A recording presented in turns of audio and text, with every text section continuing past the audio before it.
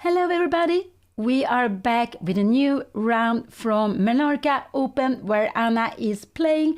She's playing this beautiful open tournament in Menorca. She's going to play her sixth round, 6 out of 9. And Anna, as well as her opponent, are having 2.5 points out of 5. They are having 50%. And today, like yesterday, Anna is going to play against a higher rated opponent, Hengying Chu from China. Is a young player. He's born 2004. He has 2282. And Anna is going to play with the black pieces. This is expected. She was white yesterday. So Anna, she has 2.5 out of 5. She lost the first game against another young Chinese player, but with a higher rating than her opponent today. She won the second game, and then she lost the third game. She won the fourth game. And yesterday she played both in the fourth round. She played the fifth round. She won the fourth round. And in the fifth round, finally, there was a draw.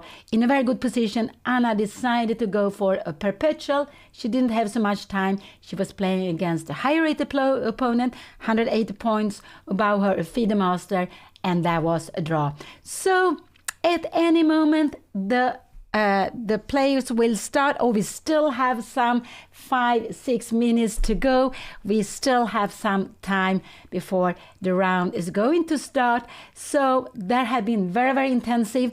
They have played 5 games in 2.5 days. Today, I guess Anna felt it was a little bit like having a free day when she only has to play now in the evening. So today they're playing the 6th round. Tomorrow will be round number 8, 7 and 8, and on Sunday morning there will be the last round, the round number 9. And so Anna is playing in an open tournament on Menorca. There are close to 400 players, maybe around 360 players playing in these 2 different groups. Anna is playing in the A group with about 270, 280 players. Anna is seeded around 190 among these players. So it's a very strong tournament. The number 1 has even 2756, such a high rating. But there are 6 players leading the tournament with 5.5 out of 6. And then there are, I think, 18 players with 5 out of 6. But Anna and her young opponent from China, they're both having 50%, 2.5 out of 5. So another very exciting round. The games Anna has been playing has been also exciting. She likes to play active, aggressive. So at some moment there are some fireworks going on in her game. And yeah, let's see how it will go today. I'm very, very excited to see the game started. And so this is a tournament with classical games. It means that the games are longer, but they're not extremely long, I would say. They are having 90 minutes for the games, plus all the time 30 seconds per move. But it's quicker than in lots of other tournaments because there are no extra half an hour after the 40 move. They have 90 minutes and 30 seconds all the way. So, and the time runs away. Yesterday, Anna played quicker. I was very happy to see that. In the other games, she has had a big problem, I would say, with time. But it's easier in this tournament where the time is the time format is a little bit shorter than other games, but it's because they want to make 9 rounds in 6 days, and it makes it easier for those who are not professional to be able to go away and to go and play. And this is the 3rd time the tournament in Menorca is being held, this open tournament in Menorca, on Menorca. And there are lots of Spanish players, of course. There are lots of also Indian players. There are about 30 Indian players. And I think there's about 12 Chinese players. And now Anna again will play against a young Chinese player. And there are still some few moments before the round will start. Let's see. Can we... let's see. Can we see? We can see the board here. Here we have the board. Here we have the board. And the players have not arrived yet. And I told you before, what Vinny liked to say, that you have to be in the playing hall 15-20 minutes before the game started. but not so many players do that. I actually like to be in the playing hall before the game starts. A little bit like to be on myself, not talking so much to others. But we all have different way of getting to feel the game we are going to play. So here we see the board. It's very beautiful. This wooden ball, this wooden digital board, where when they make the moves, it will automatically come out on online. And they're also having a digital clock, so you can see every second you have left on the clock, which is very, very important, and it's very good. And yeah, they have an own board. I think that's very beautiful. So they have quite a lot of space. Neither of them is there yet. That is not a problem. Chess is not like lots of other sports where you have to be there when the start signal is going. In chess, you can actually arrive a little bit late. I think normally you can be about 15 minutes late for the game. And without losing because you're not there when the games are starting. And let's see, Anna is not there. Here she is, and she's first. Today she is the first one to arrive to the board. Her opponent will absolutely come at any moment. I'm sure about that. So she is sitting there. She's playing with the black pieces. And most of the players prefer to be with white. It feels like a little bit of advantage. Here we can see her opponent. He's coming, sitting down.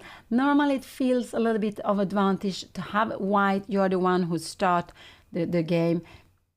But there are players who are very well in playing with black. But most players, I would say, they would prefer to play with the white pieces. It's 5 o'clock. It's 5 o'clock, so the game will start at any moment. And I think this is the moment when I am sitting down the board, I'm getting a little nervous before the game starts. Then when you get into the game, you get into your bubble. You don't know what's happening around. But before the game, it's a little bit nervous. And lots of players like to put the pieces. I like to put the knights so they're looking towards each other. Other people want to put it to the front, and some wants even to put them looking outside. So we all have little different things, but lots of people like to have the pieces in the middle of every square, so you can see that they are adjusting the pieces. This is just quite normal. And her opponent, he has 2282. I cannot see that he has a title. He's a young Chinese player, but in the second round he beat an IM with 24, was it 76 or something. He beat a much stronger player. So this is, and we know with young players, we know how strong they really are. But Anna can be relaxed in that sense. She is the underdog. She can just try to do her best. She's going to play against a strong opponent and just to sit and fight and to enjoy chess. Normally some people like to talk before the games, but it's normal if you know each other from before. But lots of people like, even if you know each other, they like just to have the little quiet moment, just to get into the mood of the game. So yeah, we are all very different, and that's so exciting. Also, you can see when the players are at the board, some players show very much. You can see in their body, you can see maybe on their faces if they're happy or not. Others are having poker faces. You have no idea what's happening on the board. But I really love this, that you can see the game online, but we can also see the players. It makes such a big difference. And So, and they play 9 rounds, and it's because 9 rounds is the traditional way for chess tournaments to be held in 9 rounds. Because for making norms, if it's not like normally you need 9 games. Some tournaments could be 10 games, so you have chance to make the norm in 9 or 10. There is even some exceptions. European Club Cup is only held with 7 rounds, and I think you can make norms there also. Here we have shaking hands, and here we have her opponent. He played it, and we could see he played d4 here on the first move. Let's see what Anna is going to play here now. He played d4, and so what will Anna... No, he played e4. Now I have the wrong game. Now I'm having the wrong game. I can see it's e4, c5 here, but here we have something else. This is not the right game. I will have to go back. I will have to go back to see something. We haven't got the right game. I'm very sorry for that. Why don't we have the right game here? I want to see. I'm getting a little bit concerned here. I thought I had the right position open here, but we have round 6. Let's see. Sorry for this. I am very sorry for this. Why don't we have the right game? This is not... No, this is something wrong here now. So I will have to... Oh, we don't get the right game here now. Rounds. I want to see the round 6. And this is not the right game we are having up here now. Oh, so let's see why do we have this problem now? I will actually have to put this, and no, I will have to put, this is Anna's game from the first round. I am sorry, because I will actually need to have, I will need to have some help. Why is not working here now on MENORCA Open? They have put, this is Anna's game when Anna's was white. We don't have the right game here now. This is a Sicilian, and I am, oh, I'm so sorry. You are watching the board now, but I can't see the board. Why am I doing this not so well? We have a Sicilian here, but when I want to go for Anna's game, I don't get the right game. Let's see if we can get Anna's game here now. I'm so sorry. No, they are giving the wrong game all the time here. So I will need to have some, yeah, I need to have some. Let's board 24. Let's see here now if I can get the games. It's not 25, it's board 24, but I have absolutely the wrong position here now. This is absolutely the wrong position, and I'm getting a little bit stressed here because it's board 24. Let's see if I will get here. Could it be this position? This is position, but it's the wrong names. But this seems to be the position Anna is having on the board. And here we have the 4 knights. I will actually go very quickly back so you can see the moves. It was e4, c5, knight f3, e6, take, d4. We have an open Sicilian, the 4 knights, and bishop e2 was played. So now this is the game, but it's wrong names on the game. This is the game, and I'm just very sorry. It's Anna is playing here with the black pieces. Her opponent is having the white pieces. He played this bishop e2 against the 4 knights, and Anna actually had this position. I think she had it when she played was it Reykjavik? Yes, I think she had it in Reykjavik. She played against, was it I think it was an English player she played against. And so this is the right position, but the names are wrong. And so I'm just sorry for that, but at least we have the right position. So bishop e2 came. There are lots of ways for white to play this position. Bishop e2, I would say it's bishop e2. It's one of the slower way. It's just you want to develop your bishop, you want to go castling, and you're not trying to make anything about this square here on d6. So yeah, I just hope that they will put the right names later on, but we at least have the right position at the board, and not like some few days ago when we were following for such a long time another game which was not Anna, and I was very surprised to see the opening there. Here we have this Sicilian, open Sicilian. It's open when white go d4, so we can see that white has an open file here. A half open file is called. This is called a half open C file because white has a pawn on C file, black has a pawn on D file. So we have 2 half open files, and this is just a very, very common position. Here Anna can go lots of different moves. I would say d6 is one move, queen c7 could be one move. It also bishop b4. I think she played bishop b4 in her last game. So now Anna takes a bit of time here now. She takes a bit of time, and this is actually, I think, quite good to do. Her opponent is, I think his name is Zhu Hengyi from China. He's born 2004. His rating is 2282, around that. I couldn't see that he has a title. So, yeah, Hengyi Chu, the other way around. And I'm sorry, we have the wrong names here now. And what did Anna play here now? I cannot see. Has she played? No, she has not played. I don't think so. Has she played? This is the position at the board. No, she's still thinking here. She is still thinking, and she actually go d5.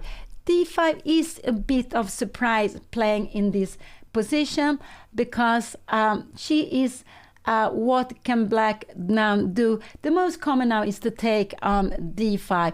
Anna is shelling in the center. She's just putting the pawn here, and now he takes. Now Anna can take back in two ways. She can take with the e-pawn. I would say this is absolutely the most normal move to play, and she did it. She took back with the e-pawn, and so this is a little bit uncommon. This position would be more common if there was a pawn on c3. Now with a knight on c3, this pawn is weaker. This pawn is weaker. So I would say that now we have a position which is slightly better for white, and black is playing with an isolated pawn, but also playing with this isolated pawn. White has managed to get a knight to c3, and this is quite pleasant for white. This could have been an alapin, but then the pawn would have been on c3, and this knight would have to go for another route. And here we can see her opponent is playing very, very quickly. He goes for these natural moves. He took on d5. Anna has now an isolated pawn.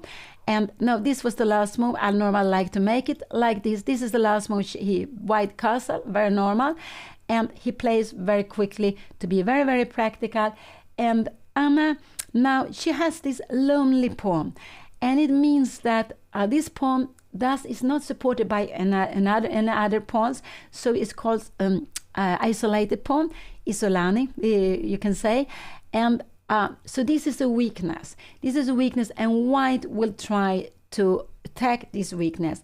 So what has Anna got for? What has she got back when she took this disadvantage? She's opened the line for the diagonal for this bishop. She has more open lines now. Now we have a completely open E line, and the C line is still half open. So when you have isolated pawn, you want to get piece activity. But we could say the more pieces you change with this pawn standing here, the easier it will be to attack it, and it will be more pleasant for white.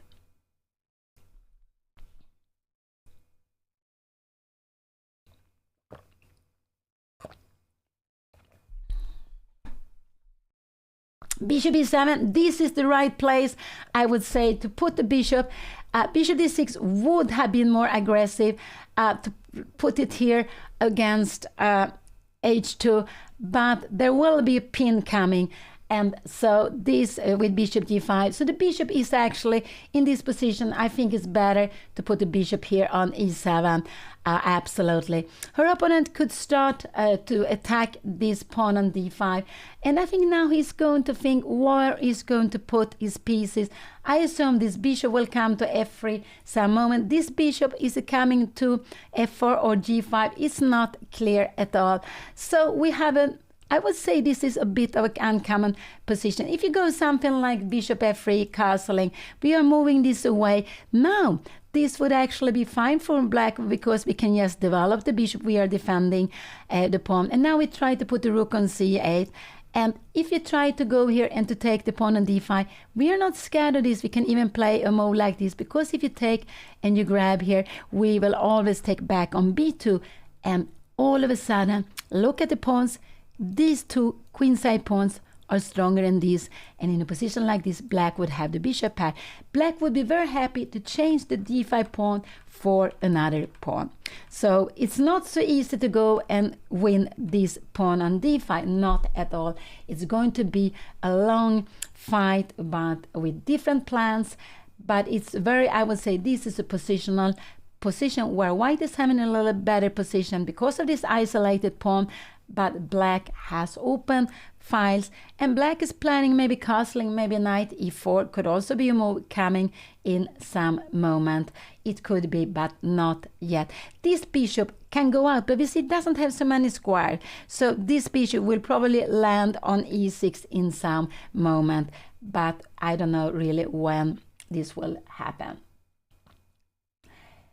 And yeah, so what would I expect here? Her opponent play maybe bishop g5. This looks logical. Bishop g5, maybe bishop f3, rook to e1. So this is logical that this bishop will be on f3. This bishop, I'm not sure. Bishop f4, bishop g1, one of these. You could also go with the bishop to e3, but then you're blocking e line. It doesn't look logical. But one way, one very important way of playing against an isolated pawn is to control the square in front of the pawn. It means that, this was the last move, it means that the square d4 is very important. If white allow black to go with the pawn forward, it should only be with conditions which are good for white. If white does it with conditions which are good for black, black will be very happy to move it forward, to get more space, to get into the pawn in the others, in white's camp. So this is something to remember when you play against an isolated pawn. You want to control the square in front of the pawn, and here is d4.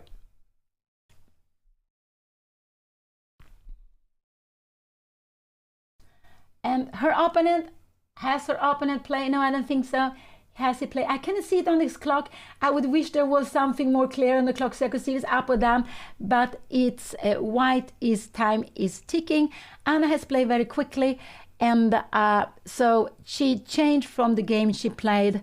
I think she played in Reykjavik. She went d5 instead, and there were lots of different ways of playing d5. Now we have completely different pawn structure, and it's like that with moving a pawn and or changing pawns, the pawn structure can change completely, and then we have to readjust the plans. Now the plans are completely different from what it could have been. It could have been some other plans. So this is why we are making mini plans all the time, and then all of a sudden our opponent makes a move we don't expect, or the pawn structure is changing, and then we all the time have to readjust, to start to think over, to see that maybe the plan we had, it doesn't work here, we have to think of something else. So we can see here, white has a more healthy pawn structure, 1 and 2 pawn change. Black has 1, 2, and 3. If this pawn was on c7 and white couldn't give black a double pawn, I would say it would have been very equal. This pawn on d5 is a weakness, but it also have open files for black to try to get some more piece activity.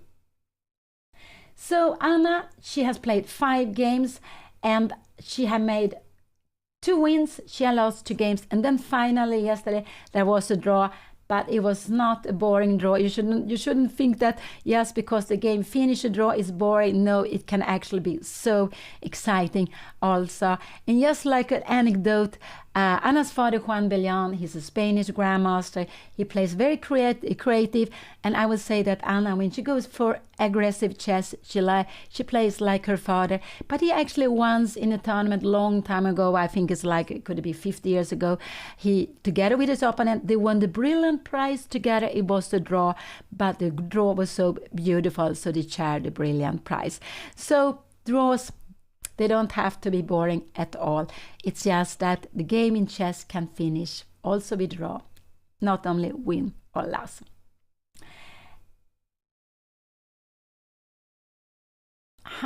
So yeah, so for those who are coming here, we have the wrong names. I hope this will fix later on.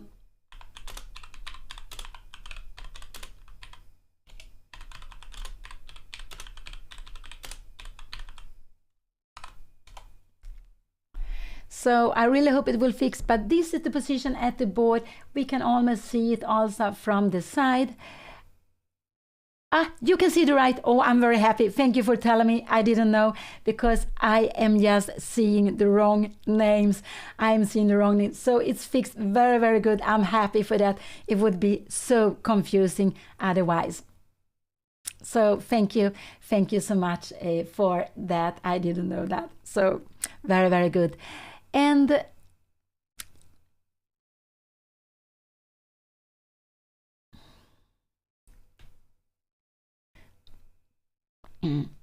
so here we have the position, and it's logical her opponent take time now. Anna played d5. It was not the main move.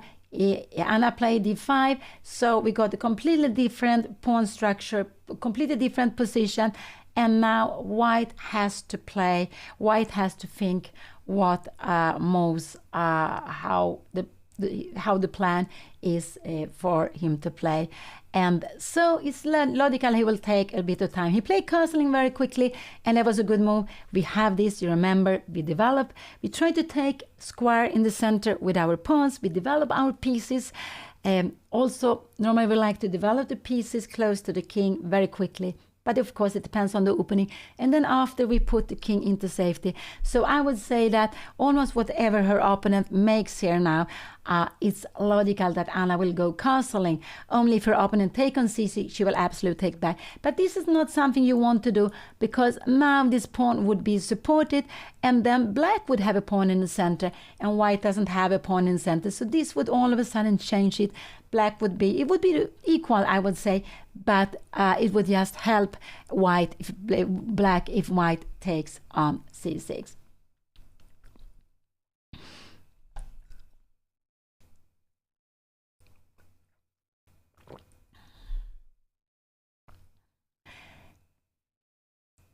So they have made 8 moves very, very quickly. And now white is taking a little bit of time. Anna is ahead, but it's just start of the game. But I'm just happy to see that. I'm really happy to see that. And that also her opponent is thinking. But as I said, I'm not surprised, because this is a quite unusual position to get from the Sicilian opening. So this has been a Sicilian opening. Yes, Anna is up on time, but it's still, we are still in the opening. We haven't reached the middle game. Now her opponent played, what did he do? He played a rook t1. This was a logical move. Putting the rook on e1, we can see how the rook, this was the last move, is looking down towards Anna's king. And now, of course, castling is a very, very normal move for Anna to play here. Just to put away the king from the e-file. And this is the move she has to do. So it's better to do it first. After that, she can decide what she's going to do with this bishop, because this is actually the problem she has in this position. Where is this bishop going to be placed? If she could put it somewhere, maybe she would like to have it on g6. I'm not sure. It could be she would love to have it on g6 to put some pressure. She can put it on e6, but there are some pressure here. There could also be some pressure with the rook against e6. So Anna quickly, she played castling. Here we have the position. She played castling. So this is just played very quickly. And yeah, that was just a very normal move to play. Nothing really to think too much. The king needed to go into safety, and even more with the rook looking down at the king. So here the king is very good on the king side, and also white's king is very good. So both kings are very, very safe. And this knight, we can say all these pieces are standing well. Also for white, they are all standing well. And black has just this problem with this bishop, what to do with. And you can see we have a pawn on d5, it's on white square. And this pawn on d5 is a little bit limiting this bishop. So this is why this bishop is a stronger bishop than this one. So if black managed to change bishop e3, this is all very, very logical moves. Now it's not possible for Anna to go bishop e6 any longer. So this is a little bit the idea for for her opponent, a little bit to play against Anna. And what could Anna do here now? I would just say that if she wants, Anna could actually go a little more like h6, just a little bit waiting here. Her opponent would probably go something like bishop f4, and maybe in a position like this, can we go bishop c5? I'm just wondering knight b3, and we can go bishop b4. But why do I want to make the little move h6? Yes, because I have some plans of moving away my bishop. So this is why I would like this move. Bishop c5 could be possible, but then knight b3 is coming, and now Anna will need to go bishop b4. And I'm just wondering, is this a possibility? Maybe this is just bad. Can we go d4? I don't know. It's getting tactics. It could be possible to play, but we have this bishop take f6. And we don't want to take really with this. This would actually be losing for black now. I will just show you that this would absolutely be losing a pawn. This is very, very far away. But this is why in this position, I like this little move h6. This is what I would like to... is there already some? No, there are no threats like this. Can we play this queen take here? We can take knight take c6, queen take c6, and rook take e7. But this position is absolutely possible to play. Bishop e6. White has won a pawn, but this rook is not so well placed, and we had different color bishop. This would be about equal. Black would be happy to play this. It could be that her opponent is looking for this, but I am not scared that her opponent will go for this. Absolutely not. So I like h6 here, this little move, yes, and the plan with h6 is to stop bishop g5, and later on I want to play with my bishop. And if her opponent move away this knight, then we can go bishop b4, maybe we can go bishop e6 also, and we are just defending this. We could also, maybe we can go even bishop b4, and if you go a3, we would just grab this, and you can see you get a bad pawn structure. So I would say that in this position, this is the last move. Bishop f3 is the last move. So white is putting pressure on this d5 pawn with the knight, and also we can see how this rook is looking down on e7.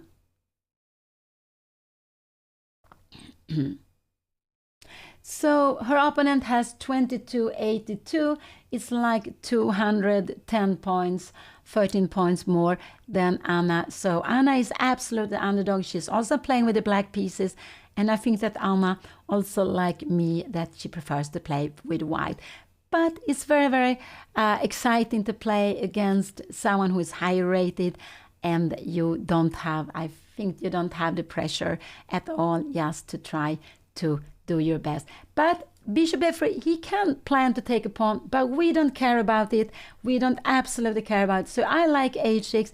If you're coming here, we will absolutely, you could go, can we go bishop e3? We have some threats. Now we have some threats. Then we have actually threat of winning a piece. Maybe we need to go bishop b6, knight a4.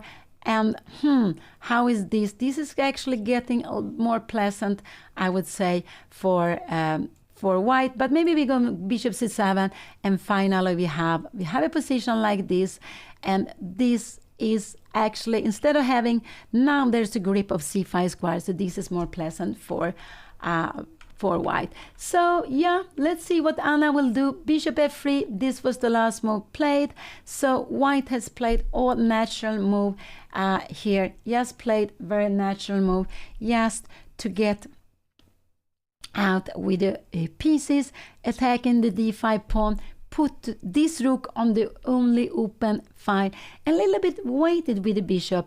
White is just thinking, I will come to g5 if it's a good move. Maybe I will stop it on f4. Maybe it could be I even stop it on e3 just to control this square very, very much here on d4.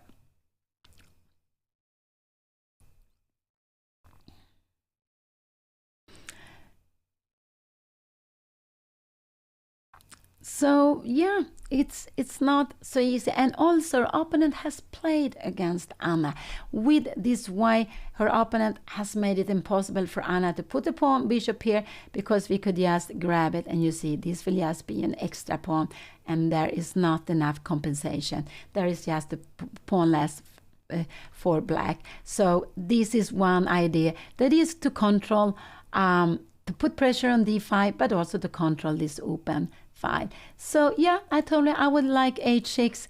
Otherwise, this move is not really doing anything. The queen is best on d8. Yeah, maybe we can go rook e8, but I'm not sure I want to have this rook here, actually. I'm not sure I want to have it, because this queen is good on d8 to defend d5. And so rook 8 is not a move I really would like to play, even if it looks very logical. But why I don't want to play? Well, let's say we go something like here, bishop f4, and if we come here, maybe we can just take here and we can grab a pawn. So this one will be hanging. So this is why I don't like rook e8, because after rook 8 we cannot take, we cannot move away the bishop, but we are defending the bishop absolutely. After a move like this, we would go h6 here, and if you take, this would absolutely be completely fine, because we see that, I think this should be fine. I don't know, maybe there are some tactics here. I have no idea what is going to happen. We are getting some tactics, but in general, you're not scared that white takes on f6. You get the bishop pair and you get some counterplay on the black squares. So here's the position. Bishop f3 was the last move played here.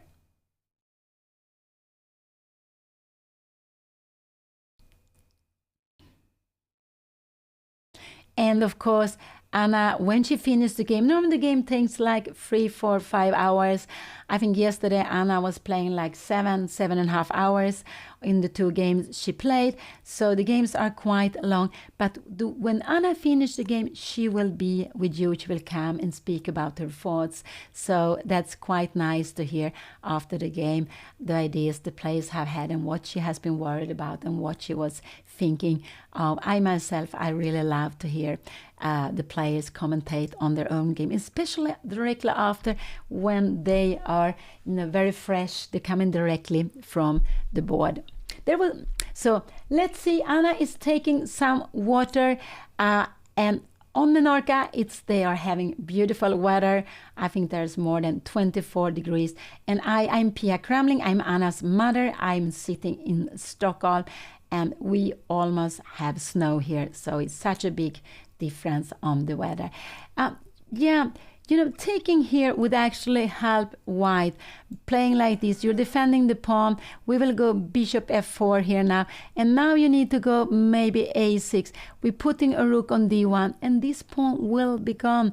Can we try to get some, maybe rook c8, try to get some counterplay? But it could be that this, I don't know what is happening. Do we have bishop f6 here now? But we have queen e4, and you take, and we are taking back, and this will just be a healthy extra pawn for white. I don't know if we can try something here, but this will actually be a little bit scary. I don't know if there's some tactics here. It could be there's some threats on mate on the last rank. This is very far away. So taking on d4 is not so good, because it helps white. Why does it help white? Because after taking, queen takes, these rook are connected, bishop goes out, and rook a1 is coming, and all of a sudden all white's pieces are active. So you want to keep this tension. You want to say that I prefer you to take here than that I will take. So you want to keep this tension here.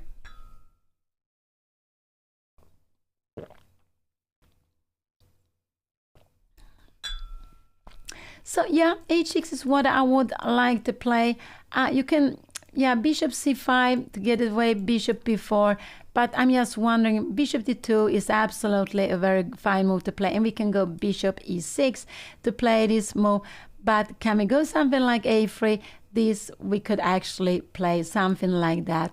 And oh, I don't know if you can get some counterplay like this. But actually this would probably not be so good. I'm just wondering.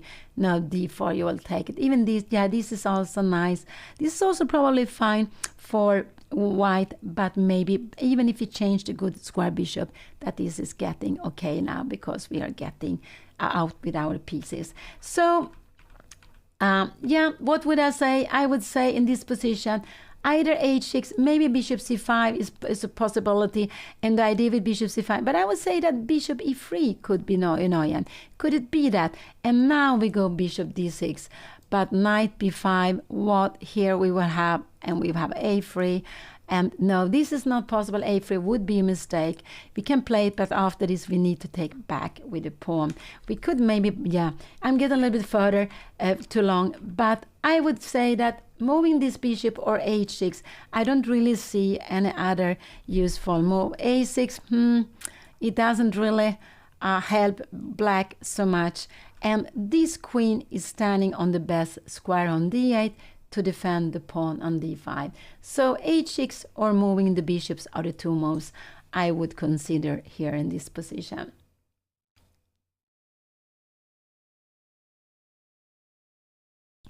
Yeah, there is a saying, when you are playing rook endgames, they're all drawn, even with the pawn down. So getting to rook endgame with the pawn down, if you have activity, it could be fine to save the game, but you will have to play lots of moves, of course. So it depends on if you lose a pawn. It depends if there are lots of pieces on the board. It will just be a pawn down, and it will be a lot of suffering. In a rook endgame, if you pawn down, it depends on the activity of the pieces. And in endgames, the activity of pieces are very important, and also the king. So the king, which is hiding away in the opening, in the middle game, in the endgame, the king is a very important piece to play with. That depends on if you have queens on the board or heavy pieces on the board, then you can't play it. But if there are not so many pieces on the board, you should use the king. An active king against a passive king could mean that you are actually playing with an extra piece. You could always almost calculate like having an extra piece, 3 pawns more. So this is very important in the endgames. And now Anna is thinking, she's taking her time. Her opponent just came and had a brief look. It could be that he likes to walk around, to have just to look at the other games, and he might expect Anna to take a long time before she will decide. And it's because it's not so easy to play this formation, and the reason is that white has got this knight to c3. If the pawn was on c3, white would control this square, but this knight wouldn't have this beautiful square on c3. And we can see the knights are normally best placed on c3 and f3. We can see these are very good squares for the black knight. The black knights are fine, these are fine. This is the problem. And this knight is very good here because it makes it impossible to go out with the bishop. And that's why this is also very good to have, I would say, to have the queen here looking at g4. We cannot play anything like this because we would actually just lose a piece. So there's nothing we want to play. So this is actually the problem in black's position, that this bishop is very passive and it doesn't have any good square. If you come here, we can just grab the pawn. I guess we just can do something like this, and we have a pawn extra. So no, this is why this queen needs to be on d8, and it needs to also to defend the pawn on d5.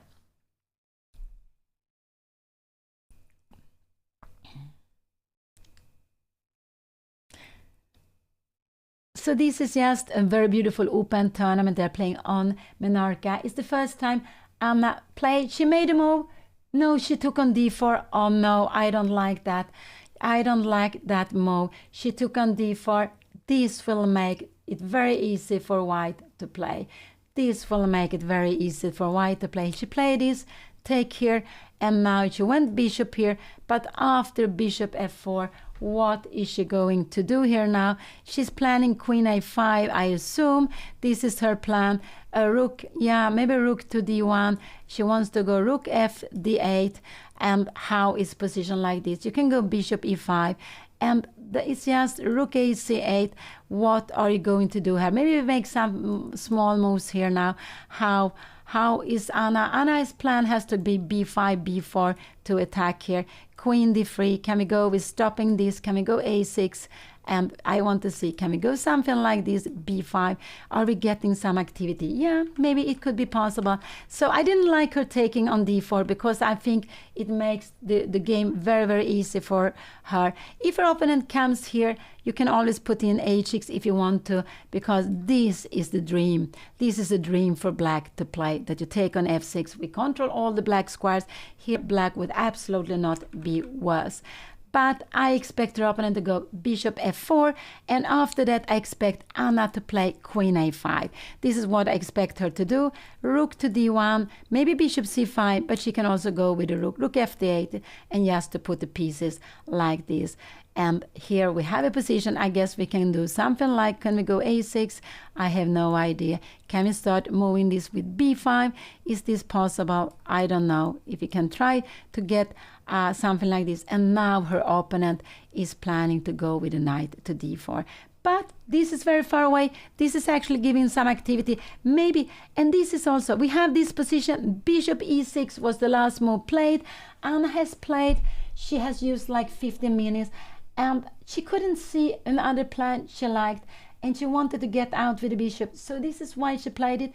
I was not so happy about it.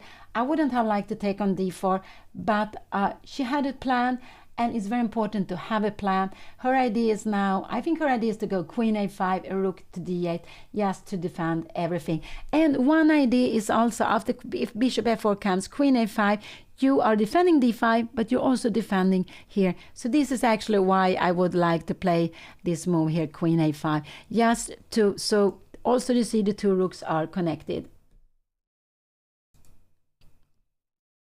with each other, and they are ready to go to d8, and they're ready to go to c8. So let's see, this is the position. Bishop e6 was played, and Anna, yeah, we can see this. We could say this is Tarrasch defense.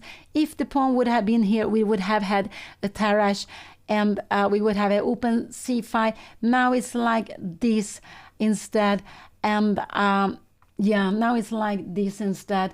So then it would have been a Tarrasch. This could also be, this is a little bit close to, similar to variation in French called the Tarrasch, but then it's also, the pawn is on c3, so it's different. You don't get a knight to c3. Getting a knight to c3 is actually helping white, is making it better for white to be able to have the knight on c3, because it stands very actively here, and it looks at this isolated pawn on d5. Yeah, so now it's logical. It's white. This was the last move to be played. White is thinking, so it's logical to go out with this bishop, to go f4. You can put the bishop on e5. After here, you can go bishop h4, but I don't know now what would we do. I wonder, can we even go queen b6 in a position like this, just to play the endgame? I don't think this is an easy way to play, because we are making these pawns worse. So no, I wouldn't really dare to go here.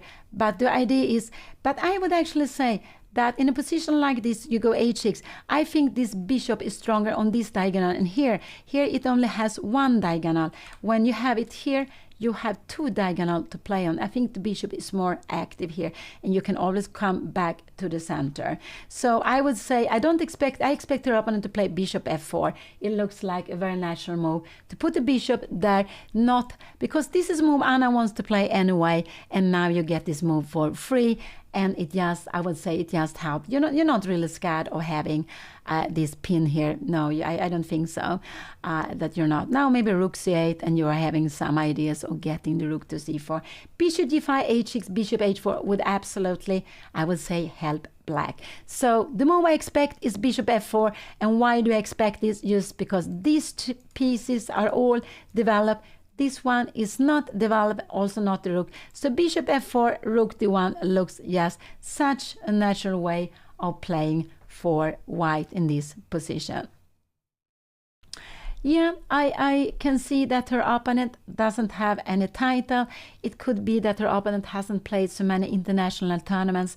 To make titles, you need to play against players also, not only from your own country, it has to be from other countries. I think you need to have at least 3 foreigner. So if you are playing in your own country, it's only in your absolute championship you can get norms. but otherwise you need to have it like an international tournament. You need to play, I believe it's against 3 foreigner. Yeah, of course. It's not, with the position. But here we have an isolated position with an isolated pawn. We see this pawn is standing alone, and black has 3 pawn island. White has only 1 and 2. And when you play against an isolated pawn, you want to control the square in front of it, and white is doing that. So white could actually even thinking of going bishop e3 later to put the bishop on d4. But on d4, the bishop will be standing while controlling the black square, but it will take a little bit away the pressure from d5, because we are in general never scared. I think very seldom we are scared that white will take on f6 and then win d5. There will be counterplay here on this long black diagonal with this bishop. So no, I don't think so that we're scared of it. So out with the bishop looks very normal. Then put the rook on the other open file, half open file for white, and the same, black needs to move away the queen and put the rook f8 and the other rook to c8. And this is why I want to go with the queen to a5. I wonder, can we play such a move like this? But it doesn't really look logical, because now we go rook c8 and we are getting some activities. If you play something like this, we also have this activity. I'm just wondering, can we make some threats here now? Rook f1, and we are all of a sudden getting some activity here. So, but this is very far away. So bishop d2 is not logical. Logical, bishop f4. I would say this is the most logical move for me. Her opponent hasn't played.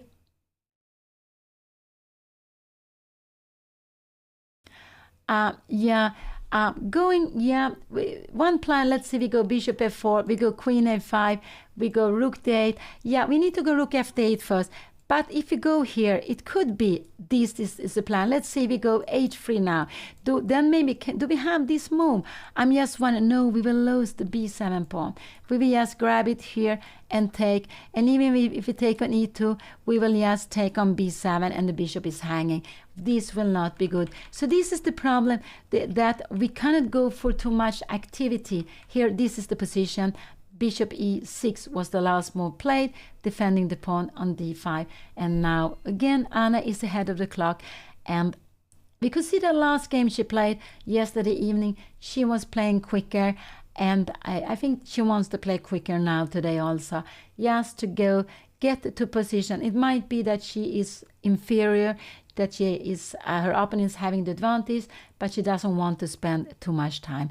And I think that's practical chess, and at the time the clock runs so quickly. So it's very good to be practical, even if you don't, you cannot try to play all the best moves all the time. So I would say it's very difficult for black to get in knight to e4, because the problem is not that they lose the d5. If you lose the d5 against one pawn, this is fine. The problem is that this b7 pawn will also go lost.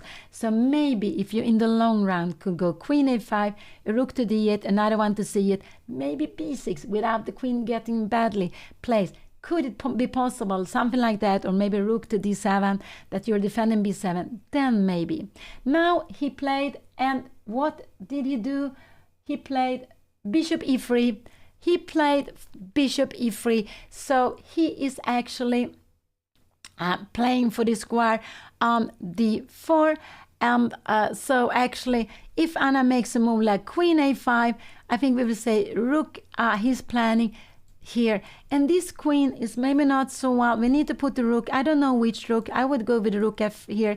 This is actually an important move. Let's say we make this move. This would be a huge mistake, and I just want you to see this, because the queen is not defended and you have these tactical tricks.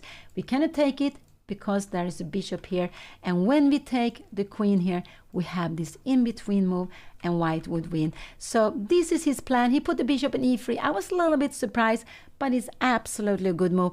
And his plan is, if Anna go rook f8, if Anna go queen a5, I think his plan to go here. But now we still have rook f8, and if he goes here, Anna can absolutely take with the rook, and she will absolutely have a very good position. So it doesn't work here, but maybe bishop d4, and we have a rook to c8, and he has this activity. Maybe he'll go with the rook to e1. I don't know if we can go something with b5. No, now we have this trick. So this is actually a very clever way of playing over our opponent. Bishop e3. This is the last move he played, last move on the board. I would say that this was actually, maybe this was a better way of playing this. His plan is absolutely just to put, he doesn't want to have the queen here. He wants the bishop to be here. And no, this is not, sorry, this is the last move play. But Anna could, maybe queen a5 is not a good move here. Maybe Anna should go queen d7. Can we have a rook? I'm just wondering, can we go queen somewhere else? Maybe we can go queen here, because we're not really scared of this here now. This would actually be just bad for white. Black would be getting very happy. So maybe queen c7 is a move, a rook, but then bishop f4, and we are coming back. So it could be like this. Bishop e3 was the last move. Queen a5 is not a good move.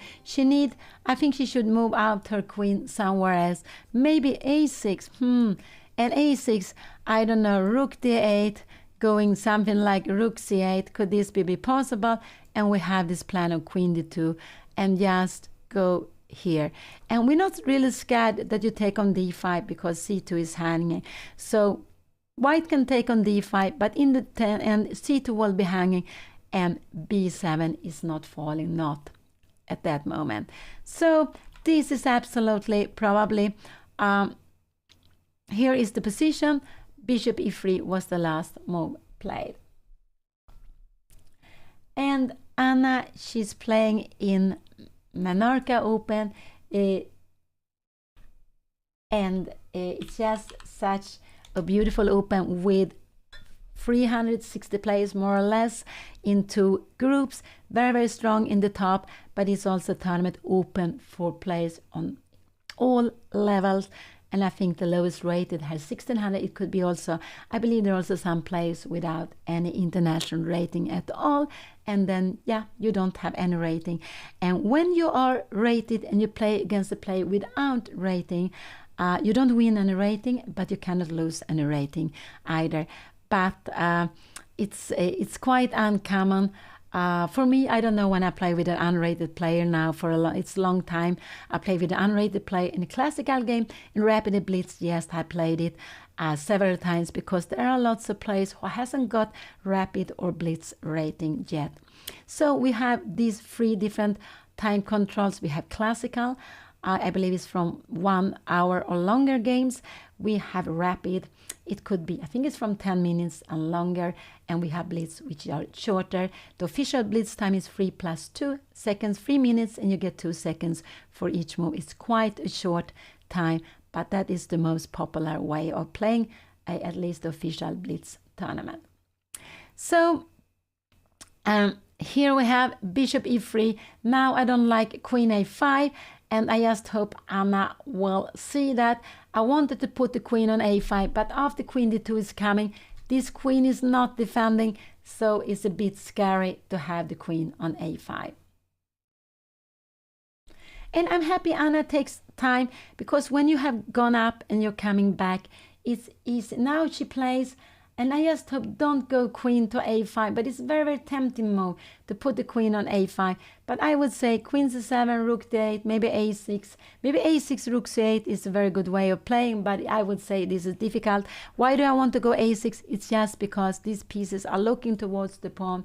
So I'm a little bit scared Anna will play the most active move, and that is queen a5. And that is not such a good move. No, she played a6, and this is probably the best move in the position. This was absolutely a very good move. She goes a6, and her plan with a6 is now it's defended. There is also, why do we don't put the pawn on a5? If you put on a5, there would be a hole here on b5. This knight could jump here. No, we put it on a6. So now this pawn is not hanging. After move like rook d1, she can go rook c8. If you come here, we can just defend the pawn with queen d7. Maybe queen c7 also could be possible. I don't know. Queen d7 looks logical, and everything here is defended. So this is nothing to be scared of, but we don't want to give away the pawn. So this is played, a6 was played, and this was a good move. And also to go one step, I think we see rook a1 now here very quickly, because this is a natural move for our opponent to play, and here it came very, very quickly. This because it's just so logical. And now I like Anna to go rook to c8, because now her opponent have some plans of taking on d5, so I like the rook to come to c8 here. And then I just want to show, if the rook comes to c8, you can take this pawn, but we would just take here, and in a position like this, we have rook to c2, you have rook to 7, but we have bishop f6, and if you take here, we will go rook take b2, and this will be a little bit better for white, but black will be very close in time, maybe bishop c3. Black will absolutely be very, very close here. This should be close, this should be equal. Just be careful not to lose the a pawn. So rook c8 is absolutely the move I hope Anna will play. Rook d1 was played quickly, and I'm not surprised because it's such a natural move to play here.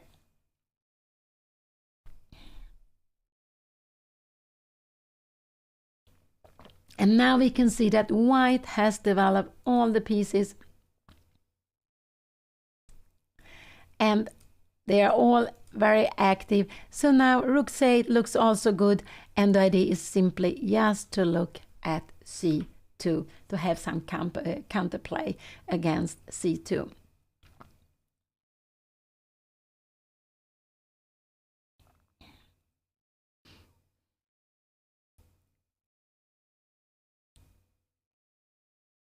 So Anna and her opponent, they are both having 50%, 2.5 out of 5. Anna, in these 6 games, Anna had played 4 games. This is the 4th game. She has played 3 games against higher rated opponents, and this is also against a higher rated opponent. He has a little more than 200 points more than Anna, 2282, yeah, about 200 points more. And 2 games Anna has, and here we had it, rook c8. This was absolutely called for, and this was very logical. It goes together with a6, the rook to c1, and this is absolutely fine. Now I expect the opponent will go queen d2. So, and here actually maybe now rook e8 could be a good move to be played, and you can go something like bishop b4 here. And now the question is, what do we want to play?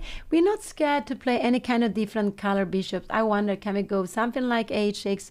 Yes, just to give some air. I think it's always good to have this. So rook c8 was played. This is the last move played. I put it red so you can see it. And it was logical. If white can take a pawn on d5, but in the end there will a pawn falling on c2. So we can see that black's pieces are also developed. This one is a bit passive because it needs to defend. Also, the knight is standing well, but it's also defending, while these are more attacking. But this one could be an attacking piece later on. Let's see, her opponent is just thinking, and I think this is good. We can see with time, Anna has been playing quickly here. Very happy to see that. That is very, very nice to see that she doesn't want to spend a lot of time. She has to be practical and just play normal moves. Maybe it's not the best, but she's keeping on playing. I don't know if her opponent can do something like queen a5, but I think we could go, maybe we can even go bishop c4. I don't know where this queen is absolutely going here. Queen c4. Then actually her opponent need to take the queen somewhere here. This would getting very, very bad, because we see the queen is just coming in here. This was not be good. So, but this will actually go into an endgame, and I'm not really sure if white will be better here or not, but I think it's about equal. So this is absolutely, rook c8 is a good move. I think we will see, he hasn't played yet, he's thinking, and he takes a little bit of time. I expect queen d2 to be played. Queen d2, it could also be queen d3. And the idea to put the queen on d3 is that you don't ever want to allow the bishop to come to f5. But it could be that Anna later on wants to try to get it there, maybe queen d7 or something. But in general, this bishop needs to be an easy, it needs to defend d5. And in all of this position, if black managed to change this d5 pawn for any of these pawn without losing b7, black will be in general happy. So this is what black is dreaming of, changing this isolated pawn for one of these, but without losing a pawn on b7.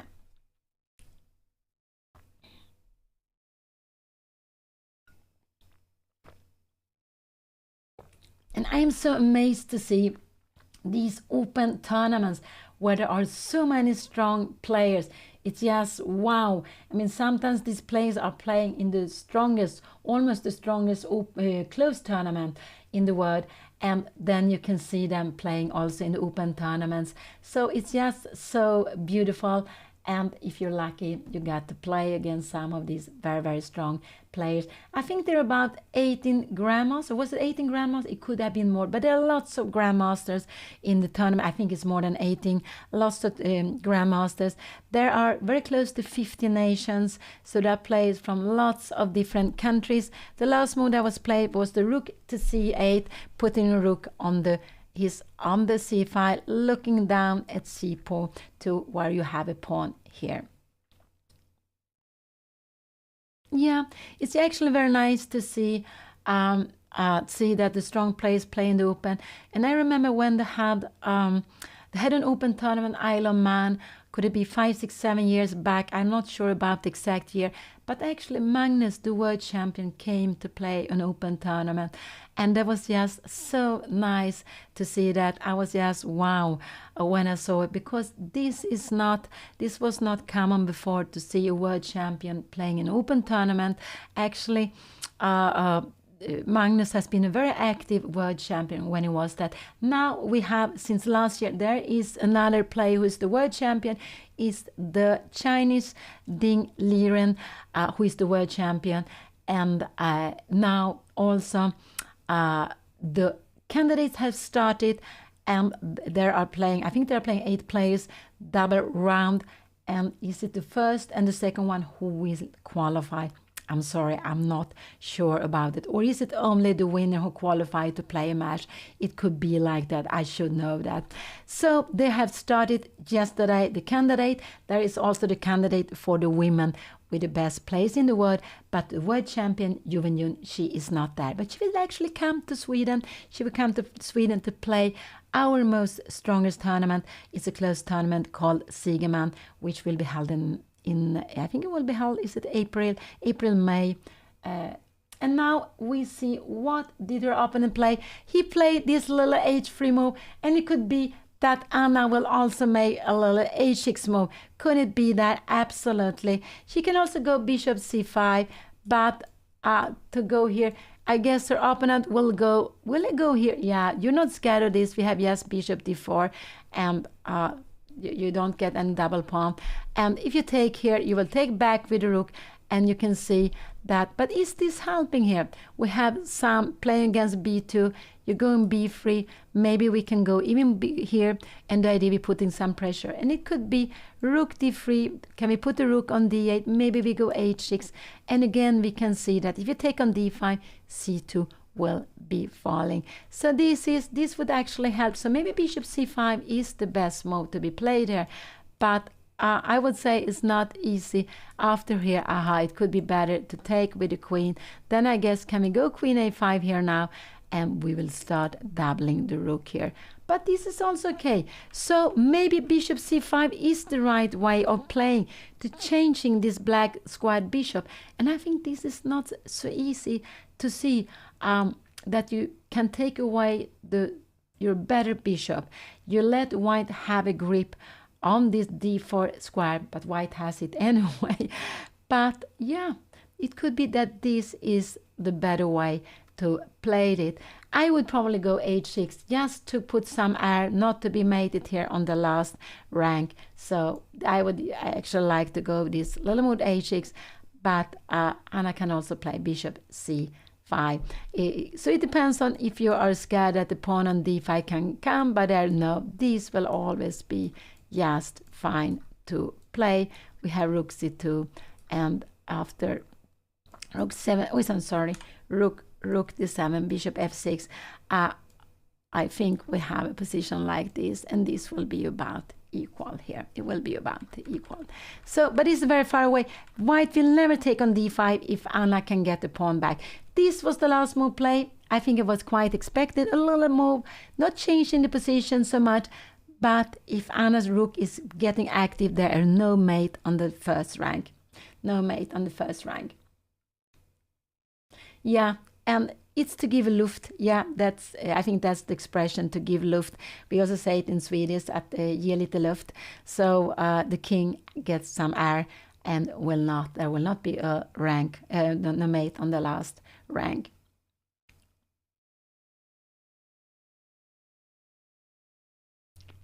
I wouldn't like to go b5 yet here. We can go b5, but I actually, with the pawns, I'm a little scared at this one. We can go b5, b4. Could we do that? But I don't like b5 so much. I would prefer, I actually now like bishop c5, but I would probably in the game have gone h6. Yes, give a little air is when this little move, give a little bit of air. It means that if you have a rook on the 7th, white can go up with the rooks, because if there's a check on the last rank, this king can always escape here. And black doesn't have any air for the king, but could be do it. But if black gives air for the king, this should be the way, not this, because it would make this bishop more active. It would put lots of pressure. So if you go something, h6 could absolutely be a good way of playing. And I played this h6 move, which it was absolutely fine. Here we have it on the board. Here we have it on the board, yeah. h3, h6 was the last move played here, and so they were both a little bit imitating each other, but now there is no mate on the last rank, not for white, and black can also not be mated, only if there is bishop here controlling this square, or queen controlling this square, if there comes a check on the last rank. Yeah, but actually white is planning. Queen d2 came very, very quickly. This move came very, very quickly. Now, I'm wondering, do we have some tactics here? Do we have some tactics? Is this a way of playing? We will play with different color bishop. I am just wondering, can we go bishop take a2? No, we have queen e1. This would absolutely be bad, because this bishop is getting very passive. But we could maybe take on c3. If you take like this would absolutely be, I guess this would be about equal. Can you come here? No, not you come here. Maybe you come rook to c7. And now we need to go b5. This is absolutely equal. So bishop b4 is very interesting, and to play this. But after a position like this, rook takes bishop c3, white if you take, we have bishop take a6. So this is absolutely interesting. Queen d2 was played very quickly. I like this bishop b4 pinning. We want to take on c3. This is the move, and it could be that we play this very. Can we do this? Is there, what else can you do? Could it be that you can go something like queen f4 here now? But now what is happening here? I have no idea what is happening. We have this move, and there's b7 hanging. We have also this hanging, and now this is a lot. I have no idea. But in the end, this is getting good for white. This is getting good for white. I think you have a pawn extra, but black has the bishop pair and activity. I guess now rook e3 looks very scary, coming with the rook to g3. I have no idea how we're going to defend this. Maybe you go queen e4, and maybe in a position like this we can give the rook. And this is also very difficult to know. When can we play with the queen, and when are the two rooks stronger? So an active plan now for Anna is to go bishop b4 and give a pawn with knight e4. I said before, I didn't believe that black could play like this, but it's actually a possibility.